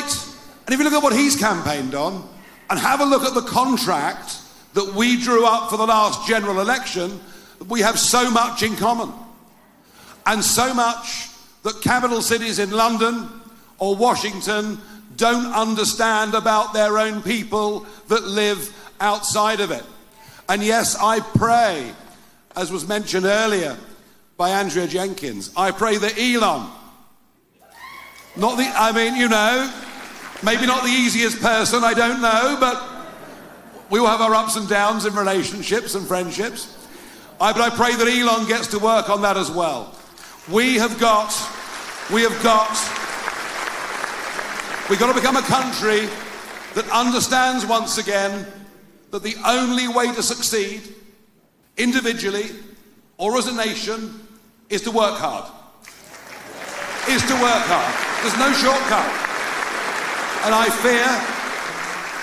I bet there are many in this audience who work longer hours than their parents ever did, who travel more miles than their parents ever did, who pay more tax than their parents ever did. And what are they to say? Not only when they see huge numbers squandered on crackpot projects like HS2, as Richard said earlier, but even worse, to subsidise millions of young people who've decided because of depression they don't need to go to work. I'm sorry, but we can't go on with those that work subsidising those that won't work. Can't go on like that. And I've no doubt there are swathes of people who will disagree vehemently with things that I'm saying today and others have said today. But you know something? We are the silent majority. Be in no doubt about that. We're the majority in this country, but we're not being led by people that represent our views. And that, I think, explains the meteoric growth of reform. People are saying, at last, something I can believe in. At last, people who are providing solutions. Now, there's only so much I can do. There's only so much our leadership team can do. Because ultimately, whether we succeed or fail is down to you. You are all part of this people's army.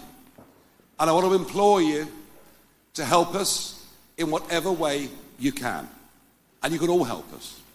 Whatever your age, whatever your physical abilities, you can all help us. Whether it's helping local candidates or campaigns and putting leaflets through doors in your street. Whether it's getting online and spreading the message on Facebook groups or wherever you talk. Whether it's going down the pub. There we are, some big supporters over there of that one. But equally, it could be the bingo, it could be the golf club, it could be wherever you go and talking to people. You know, I want you all to be fishers of men. I want you to go out and spread this message of hope, that we don't just have to accept that it's Tory or Labour. We don't just have to accept that everything we've had in Britain since 1918 stands as it is. I want people to believe that the North East is not of birthright a Labour fiefdom. And it's not, and it shouldn't be, and it mustn't be, and if we do our job, it won't be. So I would ask those of you living in County Durham or Northumberland that are here in this audience today, we still need more people. We're almost there, but we still need more people to put their hands up and say they'll stand in those elections on May the 1st. I'm utterly determined that we present candidates to the electorate in every seat in the country that is up. Everybody must have the chance to vote for reform. Everybody. So when you leave this